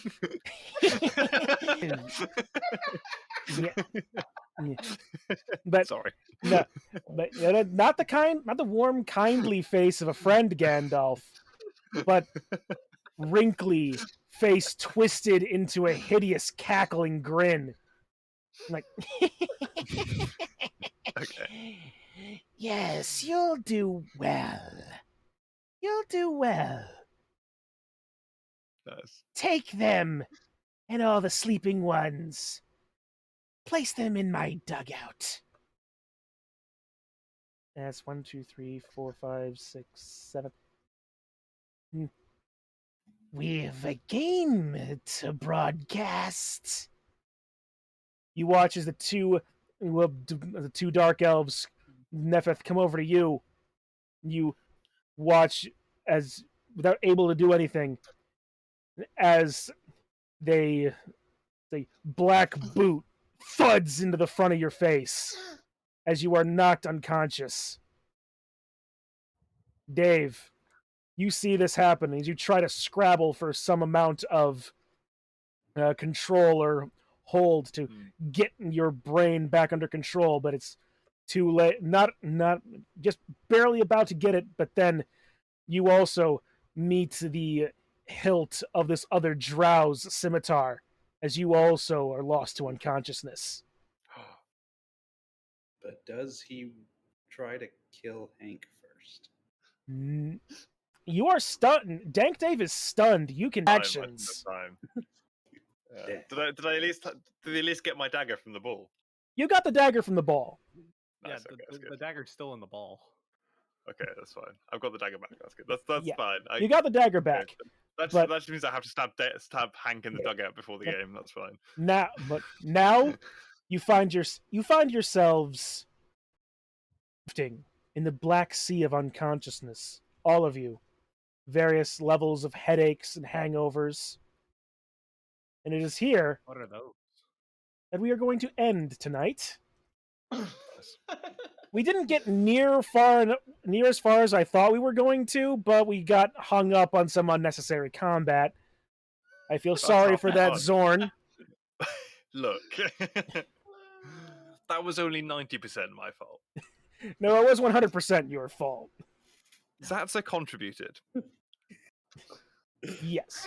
Well, most of the things was happening outside of Zatsa's view range, so he just kind of had to go off of what everyone else was doing. Oh, I see what you mean now by invisible plot wall. The Dark Elves were invisible. We were going to continue the plot. Actually, the invisible plot walls was a meta hint for me saying, I'm going to stop you going down the wrong hallways. By literal invisible shimmering walls of force, if you found that place. Okay. Because this map is a lot larger than what I've revealed. Oh yeah, no, I gathered from all the black. Yeah. Mm-hmm. Well, just because you said to the west. Yeah, you did. I think you did. I mean, you did quite well with kind of monster placement and hints. Kind of guide us in the right direction. Yeah, like you haven't even seen. Like, for one thing, you didn't even see you didn't meet the Etten over here, and you have no idea. Yeah. You also didn't meet the Enclave of Drow. That's also over here as well. That would have been an interesting concept. Which would be fun. Which if you Dave had gone down that direction, the other way that you had originally gone, instead of coming back to meet Doot, you would have met a couple of Drow that would have led you that direction. That would have been incredibly dank. It would have been. But that's going to be Dank Dave just murdering people. It's like big monitor. No. For the sake of just clearing our character sheets, are we going to be considering this a long rest or just short rest? This is going to be considered a long rest. Yeah, okay. Fully. Nice. Those won't die. Yep. Fantastic. That was fun. Yes. Great one, man. Thank you very much. That was great. Yeah. Oh, thank you. Yeah. Yeah. Smiles all around. At baby. least ways I know I can DM. Now let's see now we just got a plan for the next part of this game. When I actually have to play Blood Bowl against 5 other players. Oh, that's gonna be great fun. Yeah. I mean, you know how I play from Pro Bowl, so Yeah. That happened to Pro Bowl. I bet you can't wait for me to randomly kill a big guy turn 2 again. Yes. Are we playing Blood Bowl as us coaches, or are we playing Blood Bowl as our people? You are going to be playing Blood Bowl as your characters, basically being press ganged into the Hallister's Black Cloaks, the team sponsored by Hallister Black Cloak of Undermountain. Oh, very good. I haven't seen them in Crenbowl before. What the Mad Mage of Undermountain. Nice. So is the Minotaur with us now? He's my friend. You're gonna have to find out when we plan that next session, because this is turning into a 2-shot, and who knows, it may even evolve beyond that, assuming we can find enough time. Yeah, we'll see. I'm honestly not sure I'm going to be able to find time in the next couple of weeks. Look, we can put a pin in this and come back later. Yeah, I'll throw you guys a line and see how things are going. All right. I know a couple of one shots that ends up taking longer than what it should have. Yep. Well, we'll They see always what. do. Yep. We'll see what happens next. I've got some things to take care of before then, but it sounds I've got some time. So I'm going to learn how to admin for Crenbowl before next. Oh, don't worry. Yeah, adminning is not nearly so hard as you might think. I was able to do it. No, it's one of those. It's just it'll be lots of messaging at the beginning, and then once things are set up, it's not. So Yeah. And I don't know if you guys read the admin channel thing yet, but I did. we got a surprise Yeah. coming around, possibly. All right. My gut instinct is give the green light, and then we can try it out. If it's good, we keep it. If it's bad, we don't. Let's not have this little bit of a conversation while we're still streaming. If this is going to be I just wanted to hint it. That was all. No worries. All right. So until then, guys, thank you thank you, my players, for being such good sports about it. You're welcome. You're welcome. It was It's a good fun. sport you set up for. Yeah. I didn't get into about an hour earlier than I was expecting, so happy times. All right, cool. Good for you then. And meanwhile, I also must extend thanks to the chat as well, who has stuck around. It actually got up to about 12 viewers at some point. And I also wish to extend a thank you to Synthric specifically for not only subbing with Twitch Prime, but for being the first sub. So thank you most specifically for that. Yes. Snaps. Wholesome. Enjoy my free Prime. Hold on. And Sugi, thank you again for the sub for Twitch Prime. Good chill. Good chill. Yeah. Twitch Prime, baby. Fun stuff, man. Doot. Ah! All right. But until next time, which is probably going to be Blood Bowl Season 12, or rather, 13. Yeah. I will leave you off then, as we close off with the reveal of the Season 13 commentary opener as well. So until then, Like an animation? well, it's not an animation, but it's something I've put a lot of work into to get right. So I hope it's gonna look good. Oh no, hang on. This is a really good community. Yes, it is. Oh no. All right. I closed the stream because I thought it was finished. Wait. Oh. All right. All right. So then, again, thank you all for hanging out. We'll do this again at some point, and we will be sure to tell folks. Can't wait. So if you're back in, you ready for this? 3 seconds. You can probably start it now, and I'll catch up. Yeah. All right. here is new season 13 opener for Chun-Li Wan. I actually made little individual models in Hero Forge for every Blood Bowl race, so I can. Can I get my virtual cookie? Virtual cookies today. Yes. So yeah, all right. Until next time, guys. We shall see you later. I shall start the close music. Have a good rest of your evening, all. Take care. Lads. Bye, everybody. Bye. See you.